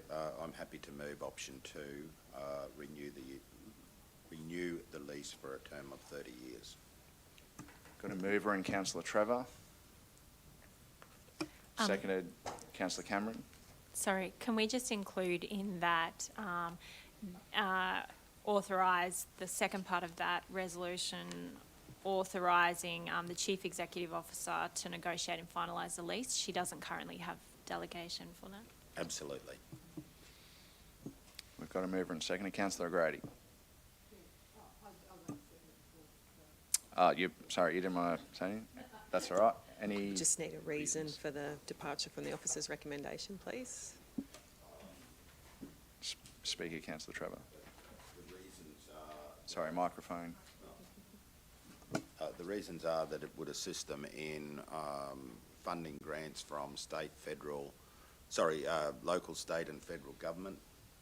They are a long-established community-based organisation that the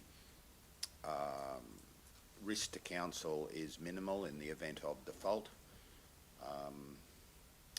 and that it would assist them in future depreciation of their assets.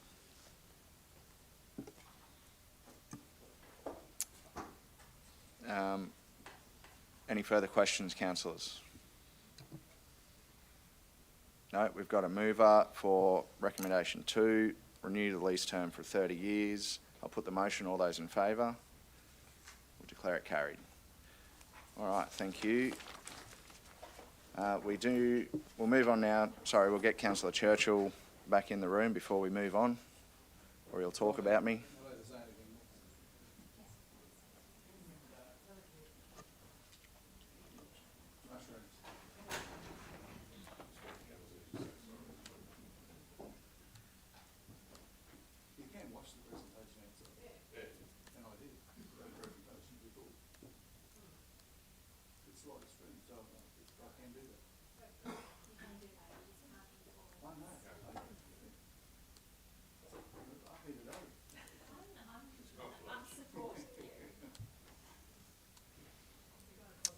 Have we got? He's gone for lunch,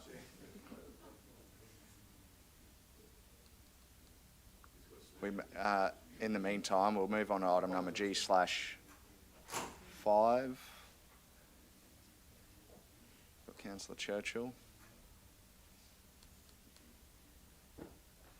We'll move on to item number G/5 anyway, councillors. Councillors' reports. I think Councillor O'Grady's got it. Yeah, thank you. I do have a few reports. So I just want to make people aware that Central Queensland's largest environmental awareness event will be on the 5th of June at the Tintoon Botanic Gardens, so EcoFest. So hope to see everybody there, starting at 9 and till 3 p.m. It's a gold coin entry on the day, and yeah, so jump onto the Gladstone Regional Council website if anybody wants to know anything more about that. And the other thing, Councillor Goodluck mentioned earlier about the fly-in, the old station fly-in. So it actually goes over 2 days, but the air show does start at 2 on the Saturday. So if people want to camp, they're most welcome to camp on the Friday and Saturday nights. You can't get in till 12 o'clock on the Friday if you want to take your van up or tent camping, and strictly no dogs because of CASA regulations. So yeah, it's always a great weekend. They haven't had it for a few years, and should be very good. So I'd love to see most of you there, and proceeds will go to the Royal Flying Doctors, Capricorn Flying Doctor. Helicopter Rescue Service. Sorry. I knew I'd get it right. Thank you. Thanks, Councillor O'Grady. Any further councillor reports? No. We'll move on. We've got no urgent business. There's no notices of motion, and we don't have any confidential items today. So thank you all those that have joined us. We'll declare the meeting closed at 11:36 a.m.